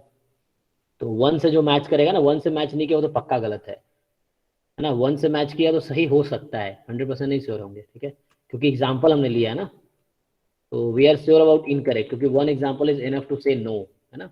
बट है ना, मतलब लाखों एग्जाम्पल कम पड़ेंगे यस बोलने के लिए। तो 2f11 यहाँ पे, अब सी ऑप्शन पे आते हैं, तो ए भी गलत हो चुका है। सी में आएंगे FTT, तो टी इंटू टी स्क्वायर का इंटीग्रेशन TQ/3, और 0 से 1 है, तो ये आंसर 1/3 आएगा। फिर से गलत, ये भी गलत हो गया, क्योंकि हमारा तो 1 है, लेकिन ये तो 1/3 दे रहा है, तो रॉन्ग। चलो अब डी ऑप्शन पे आते हैं। ए बी से कट चुका है, डी करेक्ट होना चाहिए। तो F1t t Ft1 t plus T 2t का इंटीग्रेशन टी स्क्वायर का लिमिट 0 से 1 आंसर आएगा। तो D is correct option. Sir ठीक है? एग्जांपल लेके इस टाइप का क्वेश्चन मैक्सिमम करना है। हाँ, एंट्रेंस में टाइम बचाना है तुम्हें, तुम्हारे पास टाइम कम है ना, तो टाइम बचाना है। सब्जेक्टिव है तो फिर पूरा अपना मेथड से करो। अगर मेथड से करना, मेथड से भी कर सकते हैं इसको, लेबनिज रूल यूज होगा तो उससे भी कर सकते हैं। तो मेथड से करना है तुम इसको रीनेम कर सकते हो, अगर मेथड से करना तुम इस तरह कर सकते हो। सेकंड वे, ये तो एंट्रेंस का अप्रोच है कि चलो टाइम सेव करना है तो एक एग्जांपल लो और डिस्कार्ड कर लो। अब क्या है, अगर इसी क्वेश्चन को दूसरे तरीके से करना होता, so h x we have 0 to x 0 to x f u v, Leibniz rule है ना, differentiation under integral sign, f u v d u d v. तो अभी के लिए ऐसा करो, इसको रीनेम कर दो इस वाले को, है ना। तो रीनेम कर दो, क्या कुछ नया नाम दे दो, h x is equal to 0 to x, इसका नाम मान लो मैंने रख दिया जी एक्स। चलो ठीक है, इंटीग्रेट करेंगे u के रेस्पेक्ट में, तो u की लिमिट यूज हो जाएगी, सिर्फ v का फंक्शन बचा होगा, एंड v को इंटीग्रेट कर लेंगे तो क्या लिखूं, जी एक्स या जी एक्स वी होगा, GX भी होगा, भी है ना, क्योंकि v भी तो रहेगा, u हट जाएगा, क्योंकि u की लिमिट है 0 से x में, तो u का limit upper limit minus lower limit करोगे तो u तुम्हारा x के टर्म में आ जाएगा, बट v का तो कुछ नहीं होगा, तो ये फंक्शन x और v के टर्म में आएगा इंटीग्रेट करने के बाद जो भी होगा। अब यहाँ है dv, तब देखो, अब क्या हमने रीनेम किया, अभी रीनेम इसलिए किया ताकि डिफरेंशिएट करने में आसानी हो। अब दोनों तरफ डिफरेंशिएट कर लो x के रेस्पेक्ट में, ठीक है। तो राइट से मर्जी डिफरेंशिएट करते हैं, तो ये 2 वेरिएबल का लेबनिज रूल यूज होगा, ठीक है, लेबनिज रूल ऑफ 2 वेरिएबल। तो व्हाट विल हैपन, इसको हम करेंगे अब डिफरेंशिएट, तो g of x x derivative of x, जैसे तुम लोग करते थे 1 वेरिएबल जैसे करते पहले वैसे ही करो, minus g of x 0 upper limit minus lower limit, v को मैंने पहले x रखा, फिर v को मैंने 0 रखा, इनटू डिफरेंशिएशन ऑफ 0, आगे होगा प्लस। अब क्या करोगे, ये जो डिफरेंशिएट तुम कर रहे हो इसको इनसाइड फंक्शन ले लो अंदर, तो हाँ, you just differentiate it and 0 to x derivative करोगे जी एक्स वी डी वी, है ना। तो व्हाट विल हैपन, अच्छा जी हमने रिज्यूम किया तो उसको अलग से डिफरेंशिएट करना पड़ेगा तुम्हें। ओके, तो अब क्या करते हैं, यहाँ से पहले ये तो सॉल्व हो जाएगा ना, तो देखो G x X D upon D, X का डेरिवेटिव 1 होता है, तो ये बचा जी एक्स एक्स माइनस, ये तो 0 हो जाएगा क्योंकि डेरिवेटिव 0 इज 0, तो दूसरा टर्म 0 प्लस 0 to x। अब तुम्हें ये जो जिसका नाम तुमने जी रखा है उसका डेरिवेटिव करना पड़ेगा x के रेस्पेक्ट में, और फिर से ये 2 वेरिएबल का है, मतलब इंटीग्रेट करने के बाद क्या आएगा ये, मतलब जी एक्स वी है ना, तो जी एक्स वी को x के रेस्पेक्ट में डिफरेंशिएट करना है, तो क्या होगा,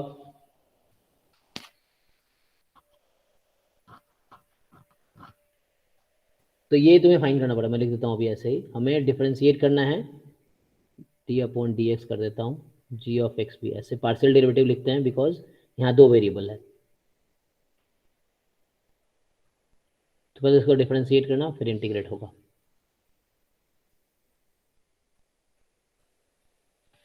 ठीक है, तो जी एक्स एक्स तो पक्का है, इसका कुछ ऑप्शन था, अच्छा अभी आगे सॉल्व होगा क्या, तो 1 रखना है लास्ट में, ओके। अच्छा जी मैंने क्या अज्यूम किया, जी अब यहाँ यूज कर लो, 1 मिनट, प्लस 0 to x जी का डेरिवेटिव कर लेगा, चलो जी यहाँ मैं लिख देता हूँ, जी मैंने किसको अज्यूम किया था, जी एक्स भी हमने अज्यूम किया था, 0 to x f of you v d u, ठीक है ना, इतना का। हाँ अब इसको मुझे डिफरेंशिएट करना है एक्स के रेस्पेक्ट में,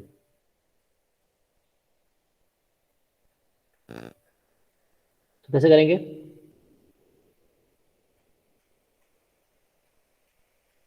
एक्स भी है ना, हाँ हाँ बोले डू एफ ऑफ क्या हो जाएगा यहाँ यू वी, यहाँ लिमिट यू है तो यू के प्लेस पे एक्स आएगा, एफ वी। फिर इसमें लेबनिज रूल लगेगा क्या? हाँ फिर से तो वन डिफरेंशिएट कर रहा हूँ मैं, ठीक है, दोनों तरफ। तो यहाँ मैंने डेरिवेटिव लिखा, आगे डायरेक्टली कर रहा हूँ। माइनस फिर जीरो, तो जीरो हो जाएगा दूसरा वाला, प्लस अब यहाँ पे फिर करोगे, एफ तुम्हें दिया नहीं है ना, नहीं तो okay,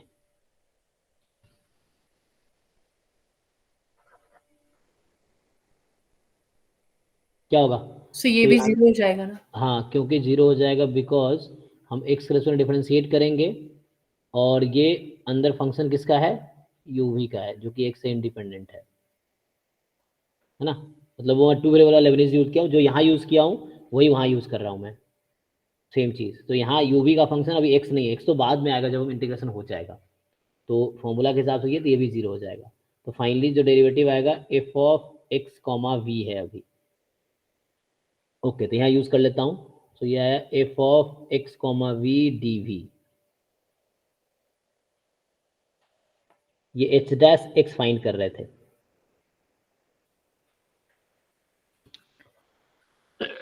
कैलकुलेशन देख लेना जी। ओके अब हमसे पूछा क्या गया, चलो जी वापस रखते हैं, ये जी था ना, तो जी को हमने रीनेम किया था, तो जी हमारा था 0 to x, जी हमने किसको रीनेम किया था 0 to x f of g x x है, यू वी को एक्स एक्स लिखना है, मतलब जी हमारा एक्स वी था तो वी को एक्स लिखना है, यू एक्स डी यू।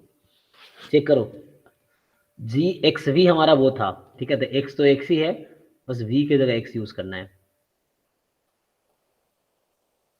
इस तरह से है ये F x you x d u plus यहाँ है 0 to x। ऐसे कितना कॉम्प्लिकेट सा नहीं लग रहा है, और एग्जाम्पल है कि बहुत इजीली हो गया, x v yes d v, ये है एच डैश एक्स। तो अब हमसे पूछा गया है एच डैश वन, तो जहां जहां एक्स दिख रहा है सबको वन रख दो, 0 to 1 f of u one d u plus 0 to 1 f of 1 v d v. ठीक है जी, ऑप्शन देखो, 0 to 1 तो एक साथ ले लिया, चलो एक साथ ले लेते हैं लिमिट को हम, तो दोनों में सेम ही लिमिट है ना, तुम एक साथ कर लो 0 to 1 एफ ऑफ, अब एक साथ कर रहे हो तो वेरिएबल एक ही लोगे ना, क्योंकि देखो definite integration is free of variable, क्यों? क्योंकि इसका आंसर हमेशा नंबर आता है, तो वेरिएबल एक्स है वाई है जेड है, इसको कोई फर्क नहीं पड़ रहा, आंसर आना है नंबर, तो तुम वेरिएबल चेंज कर दोगे तो इसको फर्क नहीं पड़ेगा। डेफिनेट को 12th क्लास में ये स्टेटमेंट था कि definite integration is free of variable या इंडिपेंडेंट ऑफ वेरिएबल, तो वेरिएबल एक्स रहे वाई रहे जेड रहे इसको फर्क नहीं पड़ता, आंसर उतना ही आना है, नंबर आना है इसलिए। तो you can write t comma 1 plus F of 1 comma T D T, ये हो गया, जो कि डी ऑप्शन है। ओके तो ये हमने थ्योरेटिकली किया, इसमें ज़्यादा टाइम लगेगा, ज़्यादा सोचना पड़ेगा। जनरल क्वेश्चन है, इंटरेस्ट का क्वेश्चन है, डायरेक्टली ऑप्शन लो और पुट करो। ठीक है जी, तो यहाँ यूज किया हमने Lebanese rule Yes. Of two variable.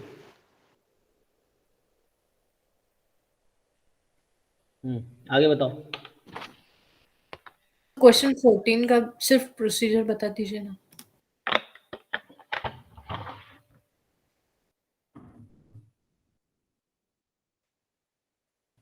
ये वाला यहाँ पर x बार और k दोनों मतलब अननोन है, तो कैसे निकाले? मैंने निकाला क्या 95% कॉन्फिडेंस इंटरवल फॉर म्यू, तो फॉर्मूला क्या होता है, यहाँ पे क्या क्या गिवन है, नॉर्मल पॉपुलेशन है, मीन म्यू है, वेरिएंस है, तो मुझे वेरिएंस पता है, तो वेरिएंस पता हो तो तुम्हारा क्या होता है, साइज n 100 है, तो अगर वेरिएंस पता है तो what is your confidence interval for mu, directly बताओ, मतलब बिना के बारे में सोचे, अगर हम ऐसे सोचेंगे x bar minus plus z alpha by 2 sigma upon root n। Right, sigma तुम्हें पता है क्या है 3 रूट एन कितना है 10 Z alpha by 2। So Z is वो नोटेशन स्टैंडर्ड नॉर्मल के लिए है अल्फा 1 माइनस अल्फा इज 95%, तो अल्फा आ जाएगा 0.05। तो आ नहीं जाएगा के, देखो ये इसने डिराइव करो तुम्हें इन्फॉर्मेशन दिया है, अगर तुम प्रूफ करोगे इसको तो ये आएगा, but directly you can use that formula, उससे आंसर वही आएगा।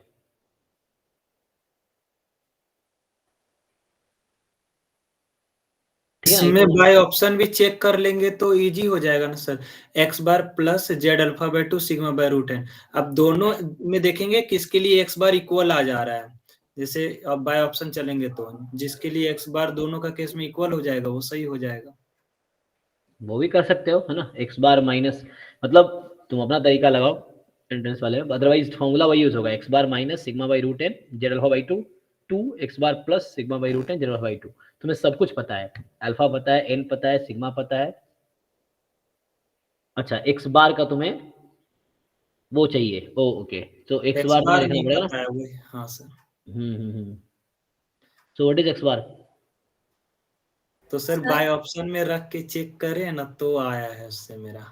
ओके सर बट वो दो मतलब जैसे आई थिंक ए और सी दोनों के लिए आ रहे हैं ना एक्स बार इक्वल।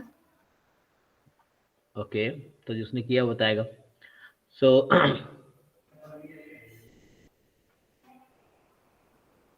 सर एक्चुअली मैंने तो कैसे लॉजिक लगाया था कि अगर मतलब अपने को नल हाइपोथेसिस रिजेक्ट करना है तो वो कॉन्फिडेंस इंटरवल में म्यू बिलोंग नहीं करना चाहिए अंडर एच नॉट, कि अगर वो बिलोंग करते तो एक्सेप्ट कर लेते हैं।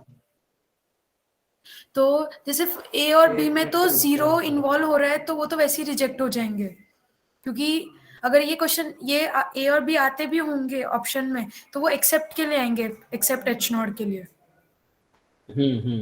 और अपने को रिजेक्ट एच नॉट के लिए सी आई निकालना है, और सी और डी में से चेक कर लो जिसके लिए एक्स बार सेम आ रहा है। जैसे डी ऑप्शन के लिए एक साइड में एक्स बार की वैल्यू अलग आ रही है दोनों साइड से कंपेयर करते तो सी ऑप्शन में एक्स बार की वैल्यू सेम आ रही है दोनों तरफ से।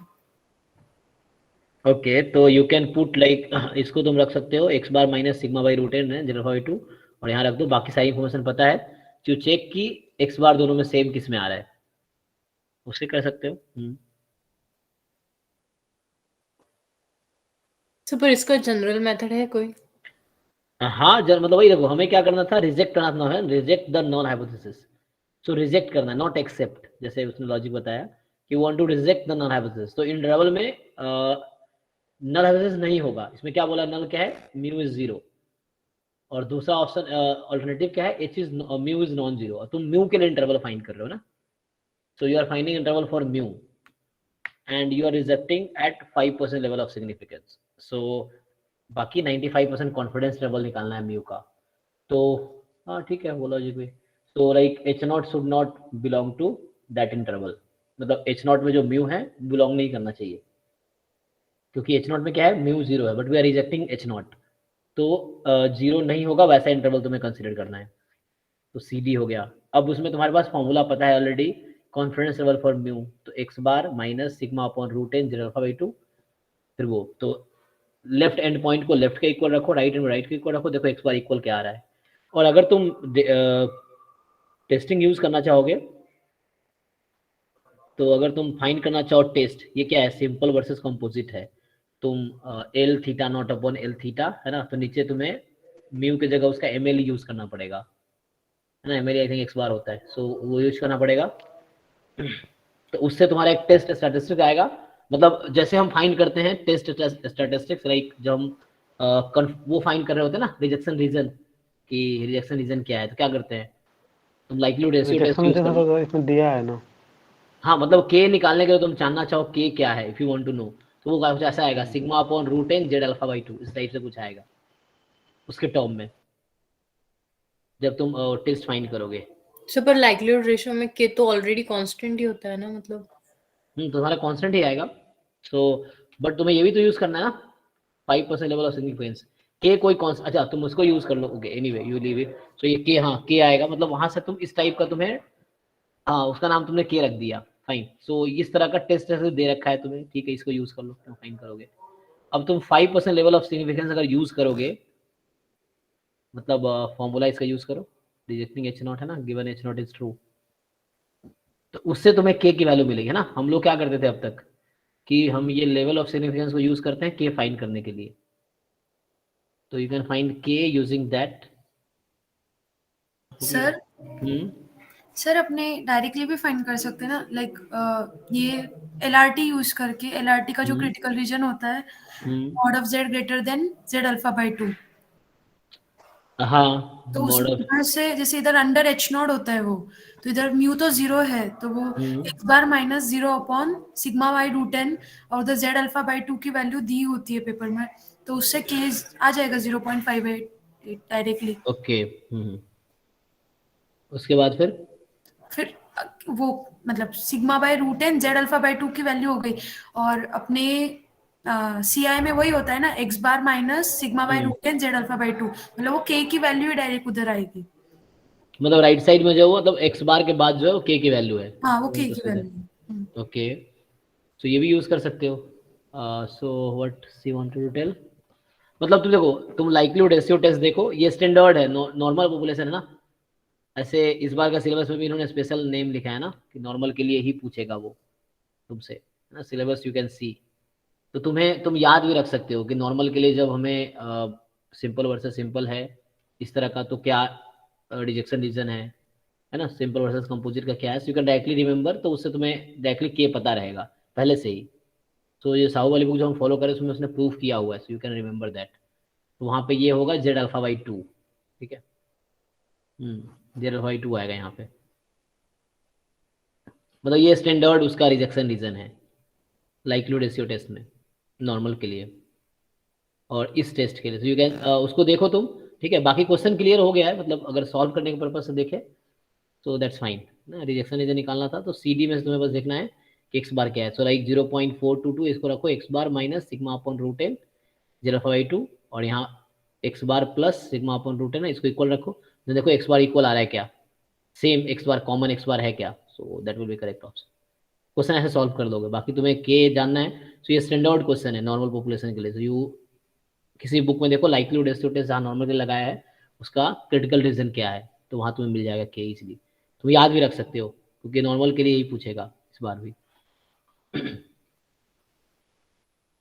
ठीक है, मतलब क्वेश्चन सॉल्व हो गया ना अभी। जी सर। Okay next.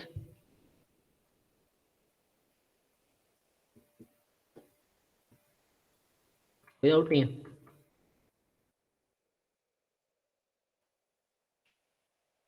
तुमने कई बार टेस्ट दिया इस पेपर को, बता रहा था शशि, तो सारा क्वेश्चन ऑलमोस्ट हो ही गया होगा। सर सेक्शन सी का 10। सेक्शन सी का 10, ओके, ये वाला। Yes sir. FR2RB non constant, constant नहीं है, ठीक है, ध्यान रखना है। तो ये non constant 3 time differentiable function है। ओके, तो बताओ मुझे कोई फंक्शन ऐसा, कोई भी एक फंक्शन जो नॉन कांस्टेंट 3 टाइम डिफरेंशिएबल हो।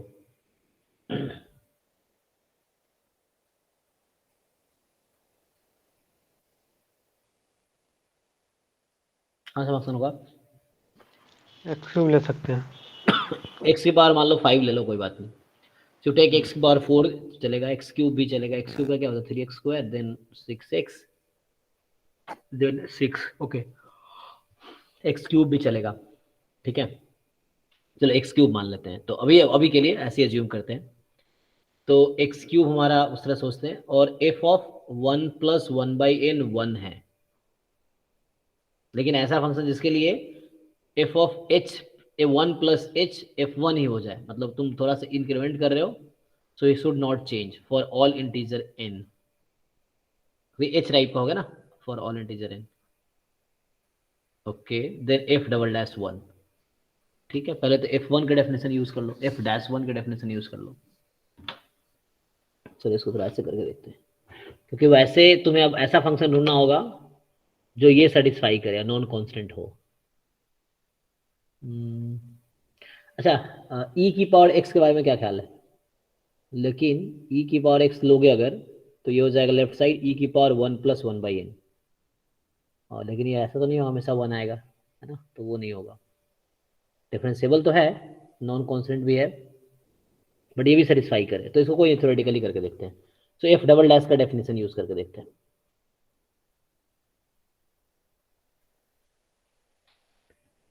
ओके, सो तुम लोग को एफ डैश एक्स की डेफिनेशन पता है, लिमिट एच टेंस या किसी पॉइंट पे f dash a, limit h tends to 0, f of a plus h minus f a upon h. In case you need, so you may also write limit n tends to infinity, मैं कुछ नहीं कर रहा हूँ, मैं h को 1/n use कर रहा हूँ, ठीक है। तो ये हो जाएगा f of a plus 1/n minus f of a upon 1/n, ठीक है। ठीक है, जब h 0 पे जाता है तो n इन्फिनिटी पे जा रहा है, ठीक है। What about f double dash x, मतलब डबल डैश a अगर यूज करूँ तो डेफिनेशन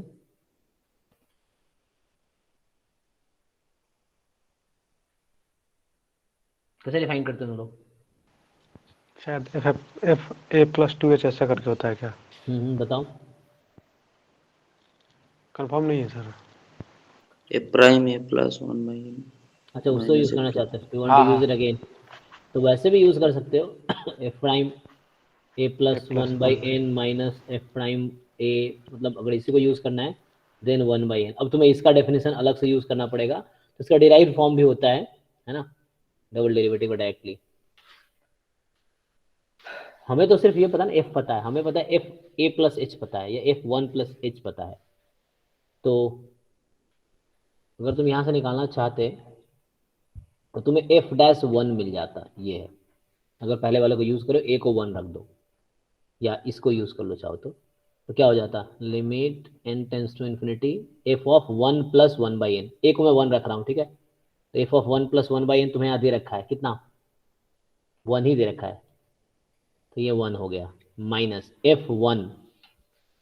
और ये हर n के लिए ऐसा हो रहा है ना, हर इंटीजर n के लिए, जब n को अप्रोच कर रहा है, n approaches to infinity, in that case it is also 1, ये मतलब है ना।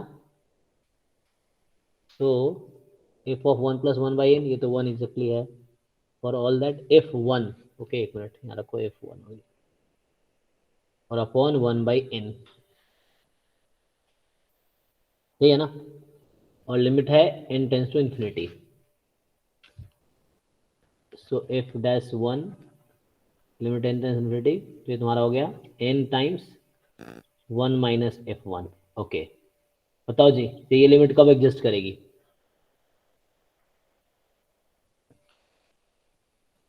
इस लिमिट को एग्जिस्ट करने के लिए क्या कंडीशन है?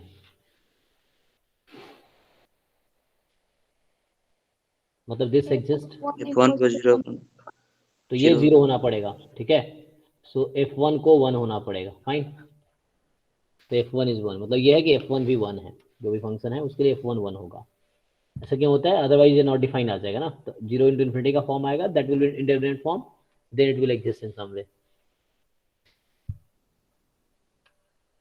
ओके, तो मतलब यहाँ ये 0 होगा ना इस तरह से, तो f1 इज 1, ठीक है। तुम्हें f1 पता है, और f डैश 1 की वैल्यू क्या हो जाएगी, 0। इन that case f dash 1 is 0। Okay, f1 is 1 and f dash 1 is 0। अब हमें डबल डैश चाहिए था,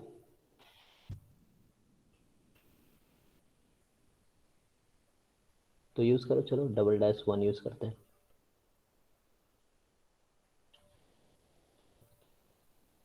one + 1/n minus f dash 1 upon 1/n, तो f डैश 1 तो 0 हो चुका है, तो ये कुछ ऐसा हो गया, limit n tends to infinity f dash 1 + 1/n upon 1/n। अब क्या होगा,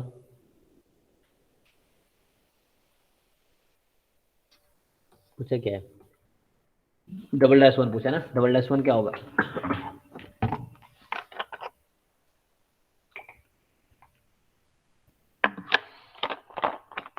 हम्म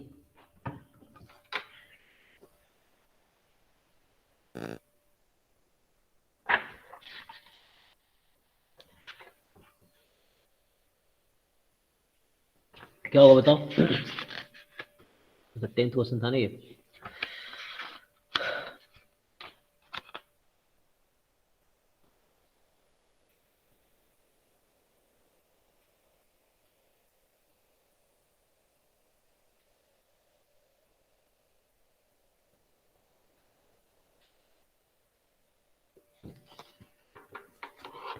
f'1 मुझे पता है, ठीक है, f1 भी पता है, f1 we have, f'1 we have, f'1 plus 1/n तो एक्सपेंड कर सकते हो,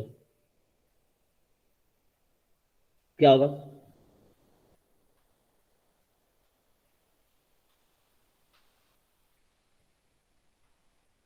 या इसका डेफिनेशन यूज करना चाहो, इसका डेफिनेशन यूज कर लो। तो इफ यू वांट, देखो क्या हो गया, n बाहर है, f'1 प्लस 1/n। अब इसको तुम सर हमारे पास f(1 + 1/n की वैल्यू 1 है, तो उसका डैश निकालेंगे तो 0 आ जाएगी, तो ये पूरी जो लिमिट है वो भी 0 आ जाएगी, ऐसा कर सकते हैं ना? लेकिन यहाँ पे वेरिएबल नहीं है, f(1 + 1/n 1 है, इसका मतलब ये हुआ कि ये कांस्टेंट है, मतलब दिस इज नॉट वेरिएबल, तो हम डिफरेंशिएट अभी नहीं कर सकते। ये वेरिएबल नहीं, अगर ऐसा होता है f(x) = 1 देन f'(x) 0 हो जाता, बट यहाँ वैसा नहीं है, मतलब तुमने जो लॉजिक लगाया, आंसर इस क्वेश्चन में करेक्ट आंसर आएगा, 0 आएगा, शायद 0 है, पता नहीं आंसर, तो मे भी, बट यहाँ शायद हो सकता है आंसर करेक्ट दे रहा हो, बट वैसा नहीं कर सकते इन जनरल, क्योंकि वो कांस्टेंट है, तो हमें एक्सपेंशन यूज कर सकते थे हम लोग यहाँ, अच्छा उसको इजीली कंपेयर कर पाते। तो अगर तुम एक्सपेंशन यूज कर लेते तो इतना क्यों कर रहे हैं हम? तुम ये बताओ, तुम लोग जानते हो ना f(x + h) Taylor series expansion से, तो इतना हम क्यों कर रहे हैं? मतलब तुम लोग ये जानते होगा ना, f(x + h) using Taylor series expansion क्या होता है? f(x + h time f'(x) + h² / 2 factorial f'(x) and so on, ठीक है, चलता रहेगा। ये टेलर सीरीज एक्सपेंशन का दूसरा फॉर्म है, ठीक है। तो a + h को कर लेते हैं, मतलब इतना दिमाग क्यों लगाना उस तरीके से, तो क्या करते हैं, x को रखो 1 और h को रखो 1/n, तो क्या हो जाएगा, ये फॉर्मूला है जी टेलर सीरीज एक्सपेंशन का, सो 1 + 1/n पुट करो, f1 + h जो कि 1/n है मेरा, 1/n f'1 plus h²/2 f'1, so h² is actually 1/n², ठीक है जी, प्लस डॉट डॉट डॉट, और ये मुझे किसके इक्वल दिखाना है क्वेश्चन में, f(1 + 1/n) पता है मुझे 1 है, ठीक है ना, तो ये 1 है। अच्छा हमने ये भी फाइंड कर ही लिया है, तो f1 हमने निकाला ही है, चलो उसको यूज कर लेते हैं फिर, तो अगर ऐसा किया है तो। अच्छा बताइए, इसकी जरूरत पड़ेगी, जो हमने किया है मेहनत बेकार नहीं जाएगी, क्योंकि अब 1 लेफ्ट साइड में है, राइट साइड क्या है, f1 1/n f'1 1/2n² f'(1) and so on, इस तरह से है। अब लेफ्ट साइड में सिर्फ 1 है, n का कोई टर्म दिख रहा है तुम्हें लेफ्ट साइड में? नहीं दिख रहा है, मतलब n का टर्म लेफ्ट साइड में कुछ भी नहीं है, राइट साइड में है, तो इफ यू कंपेयर तो क्या होगा, f1 तुम्हारा 1 है, ठीक है, f'1 0 है जो कि आया भी था, f'1 क्या हो गया, 0 0, आगे सारे 0 हैं। So what are you getting, ये वाली वैल्यू 1 है, दिस इज 1 कांस्टेंट टर्म, बाकी 0 बाकी 0, इज इट, तो answer is 0। Directly you can, अगर तुम सिर्फ इतना भी करते हो तो लॉजिकली यू कैन फाइंड, सिर्फ इतना करके टेलर सीरीज का फॉर्मूला यूज करके।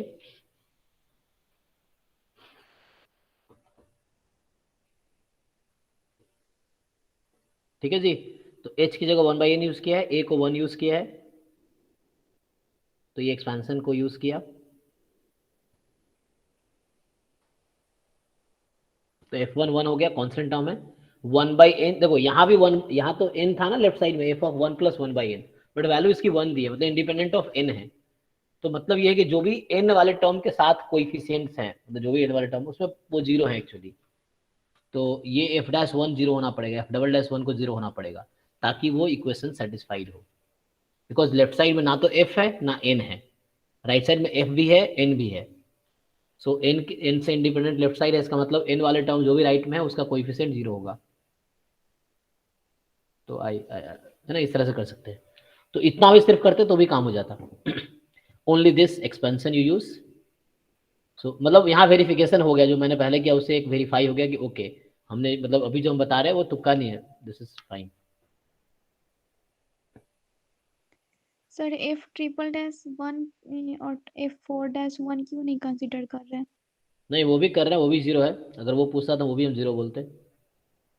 ये आएगा आगे लिखते हैं, मतलब लिखा नहीं मैंने, मुझे दो ही टर्म में, क्योंकि मुझे डबल डैश ही चाहिए था। अगर ट्रिपल डैश पूछता तो मैं वो भी लिखता, अगर फोर्थ डैश पूछता तो मैं वो भी लिखता, तो हमें डबल डैश तक की जरूरत है ना यहाँ पे, इसलिए डबल डैश ही लिखे। आगे तुम लिखो, कोई दिक्कत नहीं। ठीक है जी। हाँ सर। बताओ नेक्स्ट। तो इसका आंसर जीरो है जी। इसका लेफ्ट साइड का टेलर सीरीज एक्सपेंशन यूज करो, जो कि आता है f1 plus f'1 into 1/n, f'(1) into 1/2n square and so on equal to 1 है। तो पहला टर्म 1 हो गया, बाकी सारे टर्म जीरो है, तो ये जीरो है। Only Taylor series expansion use करो, काफी है। डेरिवेटिव का डेफिनेशन मत यूज करो, डायरेक्टली टेलर सीरीज देखो और कंपेयर करो both side. So section c का 6।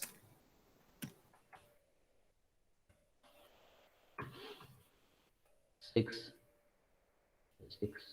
तो ये वाला यही ना? जी सर, ये CDF में कन्वर्ट हो रहा है, फिर आगे दिक्कत आ रही है। एक्स नॉर्मल रैंडम वेरिएबल है, मीन टू वेरिएंस 4 है। ओके, GA बता रखा है, probability x more than equal to a less than equal to a+2। तो a की वो वैल्यू जिसके लिए GA मैक्सिमम हो जाता है। चलो तो क्या करते हैं,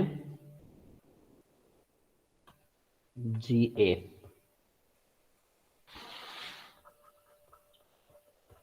probability x more then a less then a+2।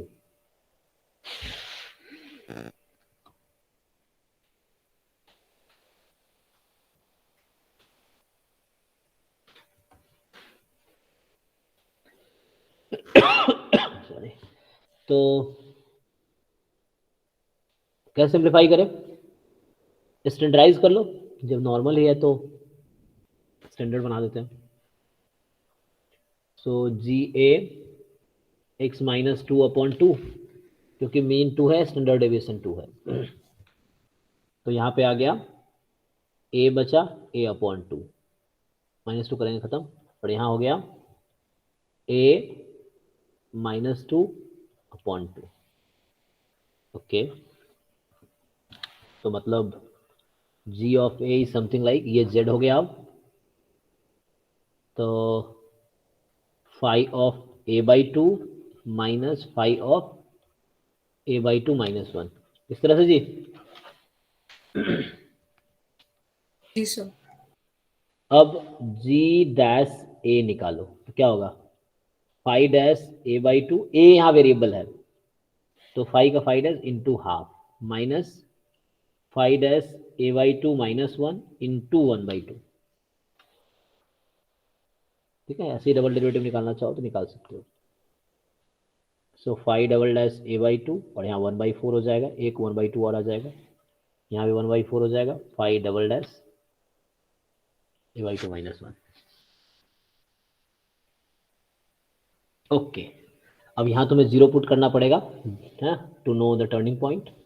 तो यहाँ से रिलेशन आएगा phi of a/2 is equal to phi of a/2 -1। अब बताओ जी ये वाला रिलेशन, what do you know about phi? phi CDF, and CDF की प्रॉपर्टी क्या होती है?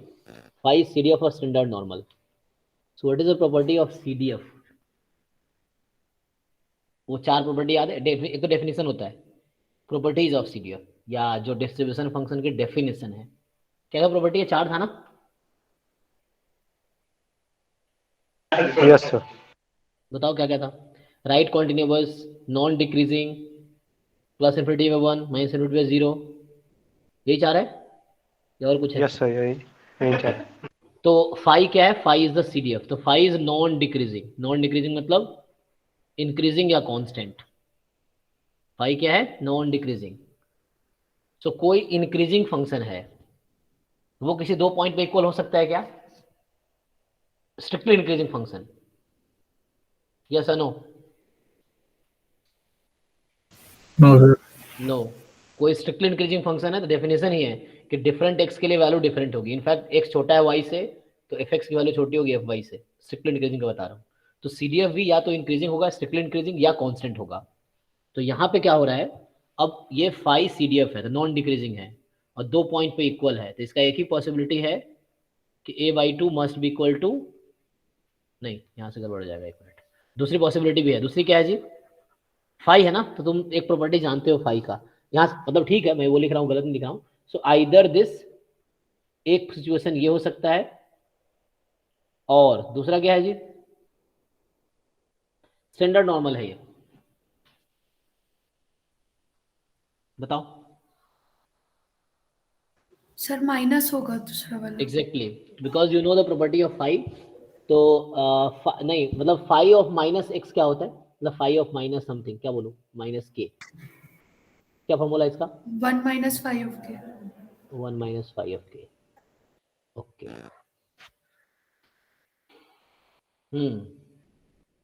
अच्छा, जेड, तुम लोग क्या जानते हो जेड के बारे में? ये 0 है ना? तो यहाँ पे क्या इक्वेशन में लिख सकता हूँ next? What can I right next?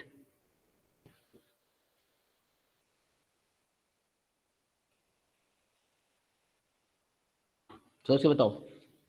Either this और दिस, और में मैं क्या लिखूं? क्योंकि आइदर से कुछ आंसर आएगा नहीं, क्योंकि ये है ना 0 बराबर -1 हो गया, तो यहाँ से कुछ मिला नहीं, और से ही मिलेगा। तो और में क्या लिखूं मैं? बताओ जल्दी।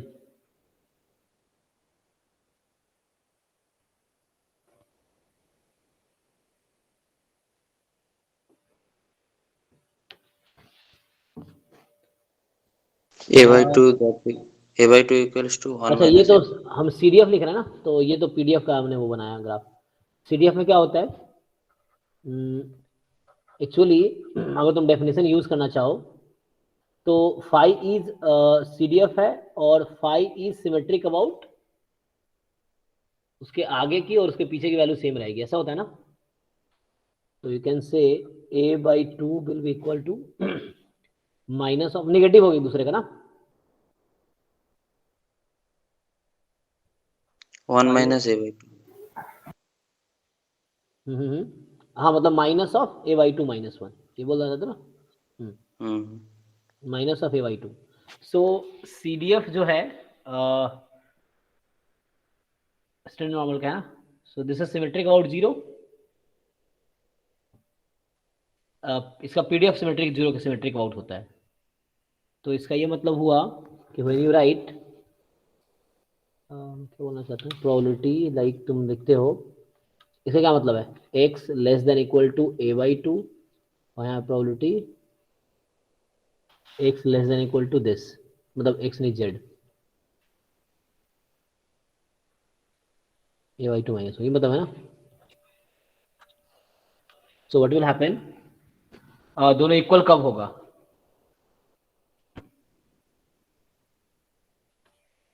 So if it is negative of each other, so in that case, because it is symmetric,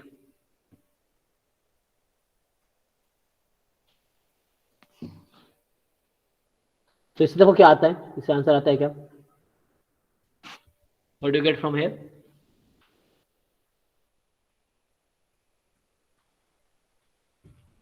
Because phi is symmetric about 0, मतलब स्टैंडर्ड नॉर्मल में जो होता है ना डिस्ट्रीब्यूशन, उसका 0 के अबाउट सिमेट्रिक है। वी विल कीप एडिंग,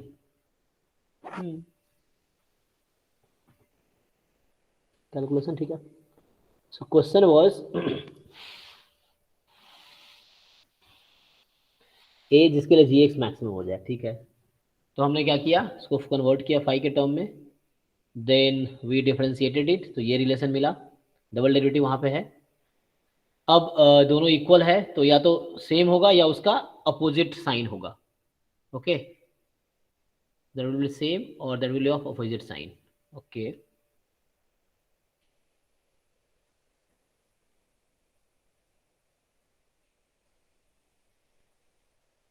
तो यहाँ से क्या, एक वैल्यू क्या आई, 1. a is 1। अब how will you verify that it is maximum, तो a को यहाँ 1 रख दो, क्या होगा,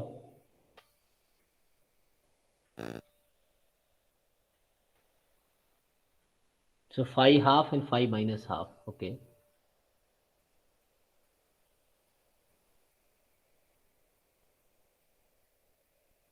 है ना, हाफ हाफ हो जाएगा तो ओके।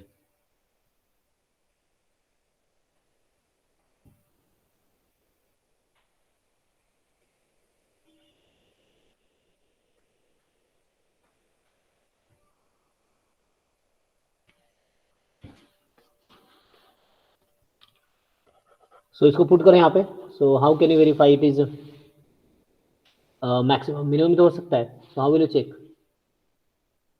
डबल डेरिवेटिव में पुट करके, तो यहाँ से जी डबल डैश अगर निकाल लोगे तो क्या आएगा, मतलब वेरीफाई करने के लिए, तो आंसर तो यही होगा क्योंकि तुमसे ए पूछ रहा है, तो एक ही क्रिटिकल पॉइंट है तो ऑब्वियसली उसमें मैक्सिमम होगा क्योंकि तुमसे पूछ रहा है वो, but still if you want to verify, so g double dash 1 निकाल लो, तो 1/4 5 डबल डैश ऑफ क्या 1/2 माइनस 1/4 5 डबल डैश ऑफ क्या आ गया यहाँ से, तो जीरो तो नहीं आ जाएगा। सो सेकेंड टेस्ट फेल हो जाएगा, फिर फर्स्ट डेरिवेटिव में करना पड़ेगा। 1/2 -1 -1/2, हाँ ठीक है, नेगेटिव है।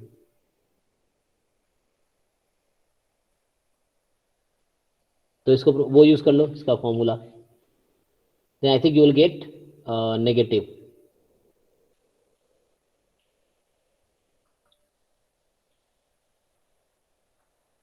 वन माइनस 5 हाफ ना, तो यहाँ से आ जाएगा twice, so you should get it negative, है ना, इसका मतलब होगा मैक्सिमम मिलेगा मुझे, और इस पे तो आंसर यही होगा। सो लॉजिक यू कैन थिंक, एक मिनट, 5k + 5 - k है ना, दिस इज 1, ओके। तो एक पॉसिबिलिटी ये है कि अगर दोनों हाफ हाफ हो जाए ना, 5k = 5 - k, तो एक सिचुएशन है दोनों हाफ हो जाए, सिमेट्रिक। देखिए सिचुएशन ये सेटिस्फाई करेगा, and this one is one of the situation, ये दोनों इक्वल हो जाए, ओके। सो अगर दोनों एक दूसरे का नेगेटिव है, इन that case that can happen in case of 5, ठीक है। तो या तो इक्वल होगा या उसका अपोजिट साइन होगा। सो व्हेन यू जब ऐसा कोई सिचुएशन आए 5a = 5b, तो हमने भी क्या यूज किया है, 5a = 5b, so this will imply either a = b or a = -b।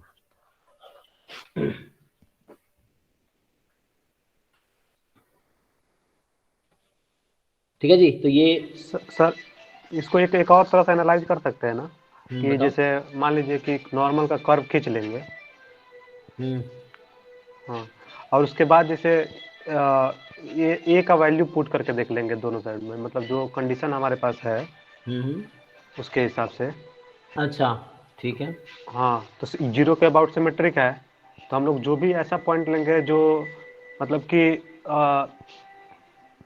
मतलब मैक्सिमम हो, उसमें ये देखना है कि प्रोबेबिलिटी मैक्सिमम किस में हो रहा है, तो उसमें वैसे उसमें मैंने सोच के वैसे भी किया था। कर सकते हैं हम,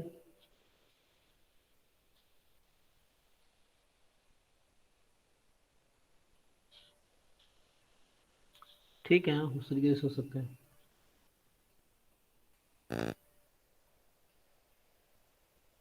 ये स्टैंडर्ड नॉर्मल है ना, तो उस तरीके से चलेगा। Okay, so I was thinking of something else. ठीक है, तो ये यूज किया मैंने यहाँ पे। नेक्स्ट बताओ। मतलब यहाँ पर हमने जो a इज इक्वल टू 1 लिया है ये खुद से लिया है। नहीं, यहाँ से मिला है इस रिजल्ट को यूज करके, इसको यूज किया है। तुम्हारा क्या था, 5a/2 is equal to 5a/2 -1। क्या दो सिचुएशन था, या तो a/2 इक्वल हो जाएगा a/2 -1 के, या a/2 is equal to negative of a/2 -1, इस तरीके से ये वाला रिजल्ट यूज किया। अब इससे तो कुछ नहीं मिलेगा तुम्हें, लेकिन इससे मिलेगा। इसको सॉल्व करो, क्या आएगा, solve that. Okay sir.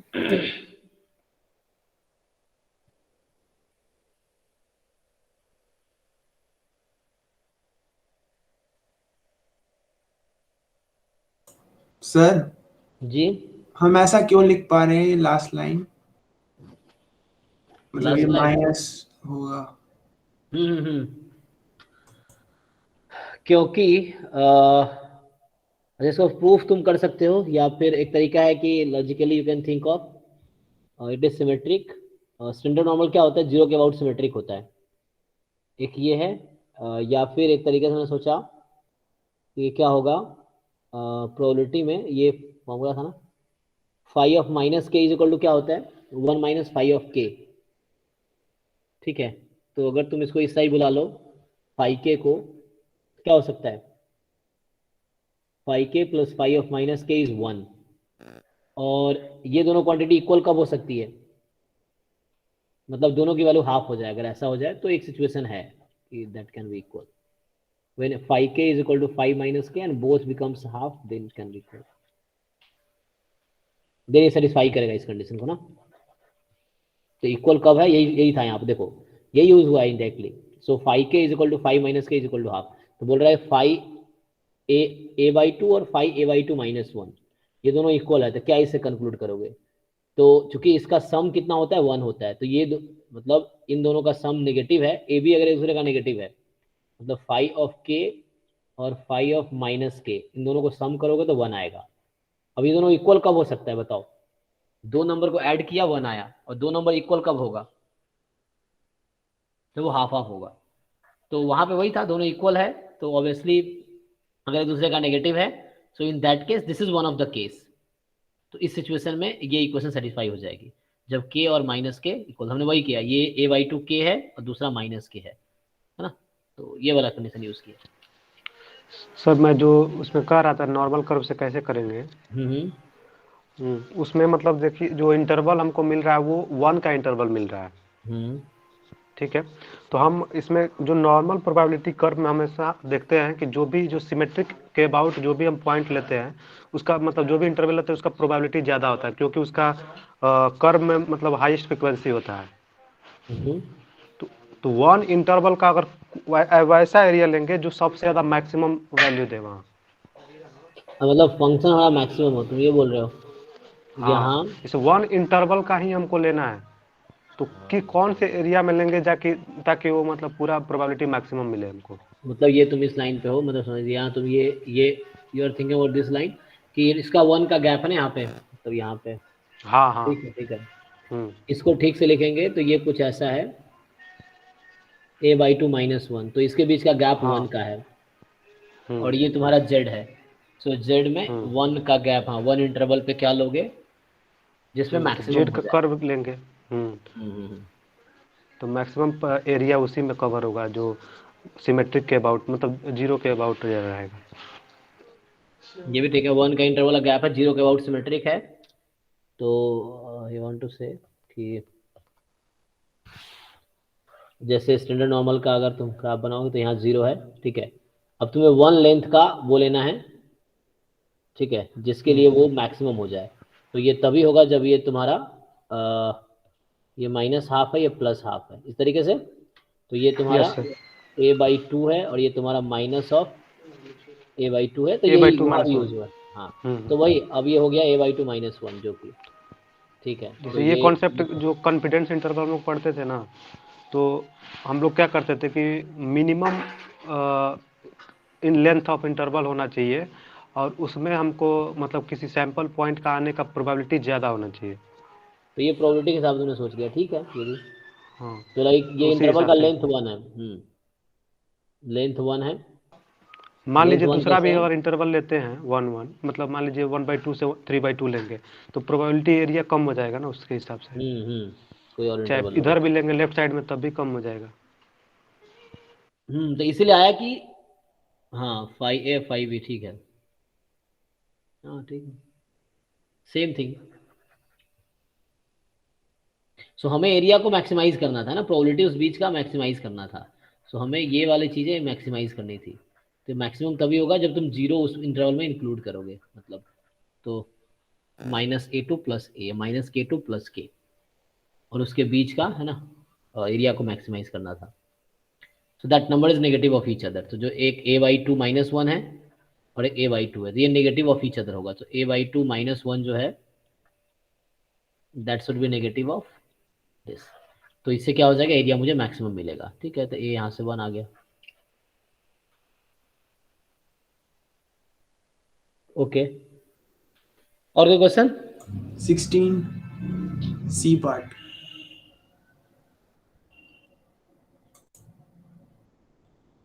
Okay, the probability density function fx of random variable x is symmetric about 0। मतलब पीडीएफ किसी रैंडम वेरिएबल का 0 के अबाउट सिमेट्रिक है। तो बताओ मुझे ऐसा कोई पीडीएफ बताओ जो 0 के अबाउट सिमेट्रिक हो।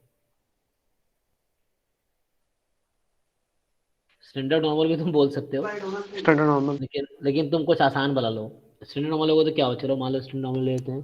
तो what is meaning of this? देखो मैं लिखता हूँ, पूछ रहा है तुमसे, मतलब इन जनरल क्वेश्चन है। फिर से कोई भी डिस्ट्रीब्यूशन लो जो सिमेट्रिक है 0 से, तो उसके लिए सेम ही आंसर आना है। तो ये है -2 से +2 0 सॉरी -∞ से x fx of x dx and du dx, sorry क्या लिखा है, fx of u of du and then है dx। ये पूछ रहा है तुमसे, चेक करो, ये पूछ रहा है ना, हाँ देन दिस। अब क्वेश्चन ये है कि व्हाट इज दिस क्वांटिटी। इसको अगर रीनेम करूं तो मैं क्या बोल सकता हूँ इसको, ये -∞ से -∞ से x fx of u du। बताओ कोई जो मैंने सर्कल किया है। So what is name of this quantity? Capital FX. CDF है ये। CDF है ये। तो ये कुछ नहीं, x का CDF है, तुम्हें CDF को इंटीग्रेट करना है। तो ऐसा डिस्ट्रीब्यूशन लो सिमेट्रिक जिसमें CDF आसान हो। अब स्टैंडर्ड नॉर्मल का CDF ही बड़ा कॉम्प्लिकेट सा है। सर यूनिफॉर्म ले सकते हैं हाँ, -a to a। हाँ कोई भी चलेगा। सो -a to a क्यों, तुम -1 to 1 ले लो, कोई भी एक सिमेट्रिक है ना 0 के अबाउट, मुझे पता है 0 के अबाउट सिमेट्रिक है। तो इसका Yes, PDF जो होगा 1/2 हो जाएगा, क्या होता है 1/b-a। तो b1 है a-1, तो 1/b-a एंड x की लिमिट है -1 to 1। अब इसका CDF निकाल लो पहले। तो इसका CDF निकाल लोगे x/2। तो -1 से x, मतलब यही चीज़ है जो CDF वहाँ लिखा है वो बाद में लिख लो, या तुम्हें ऐसे करना तो ऐसे कर लो ना, -1 to x, क्योंकि -1 बाकी में 0 है ना, 0 अदरवाइज लिखते हैं हम। तो 1/2 dx, तो ये आ गया x/2। चलो पुट कर लो यहाँ पे। अब तो पुट कर लेंगे क्योंकि इन जनरल क्वेश्चन है, तो तुम्हें एंट्रेंस में प्रूफ नहीं करना है इसको, हमें एक एग्जांपल लेके जो अजम्पशन सर सेटिस्फाई। ये x -1/2 +1 आएगा। होगा। अच्छा सॉरी, वो मैंने मिस्टेक किया। x यहाँ पे क्या होगा +1। +1/2। ठीक है, ठीक, x +1/2, ठीक है जी, कैलकुलेशन देख लेना। तो हाँ ठीक है, लोअर लिमिट इज -1, तो है ना, upper limit minus lower limit. तो यहाँ du भी लिख सकते हो तुम, तो u x +1/2, ठीक है। अब इसको इंटीग्रेट कर लेते हैं, तो आप कर लो, हाफ बाहर कर लो, x का इंटीग्रेशन x²/2, 1 का इंटीग्रेशन x, लिमिट -2 से 2, तो आ गया 1/2। और ठीक है, अब पुट करो वैल्यू क्या आता है। ऐसे ये क्या था, ऑड फंक्शन था, तुम थोड़ा सा आसान बना सकते थे इसको मतलब क्यों इतना इंटीग्रेट करना, हाफ बाहर करो, -2 से 2 x +1 dx। x is odd function, तो एक तो 0 हो गया, half into 0 plus half into -2 to 2 1 dx। मैंने क्या किया समझ आया तुम लोग को? दो पार्ट में ब्रेक कर दिया इंटीग्रेशन को। तो एक ऑड फंक्शन है तो -a to a में 0। अब बस इसको इंटीग्रेट कर लो। सो हाफ 1 का इंटीग्रेशन x 4, सो आंसर आ गया 2। तुम जैसे भी करो, तुम्हें जैसे भी आता है। तो ये उस क्वेश्चन का आंसर है। 16 था क्या?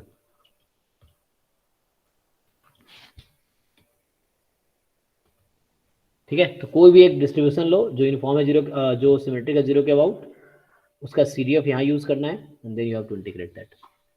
तो आंसर इसका 2 आ गया।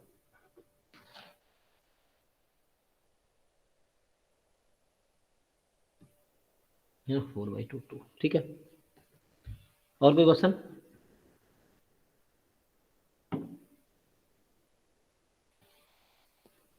तो सबने कर लिया? हाँ जी,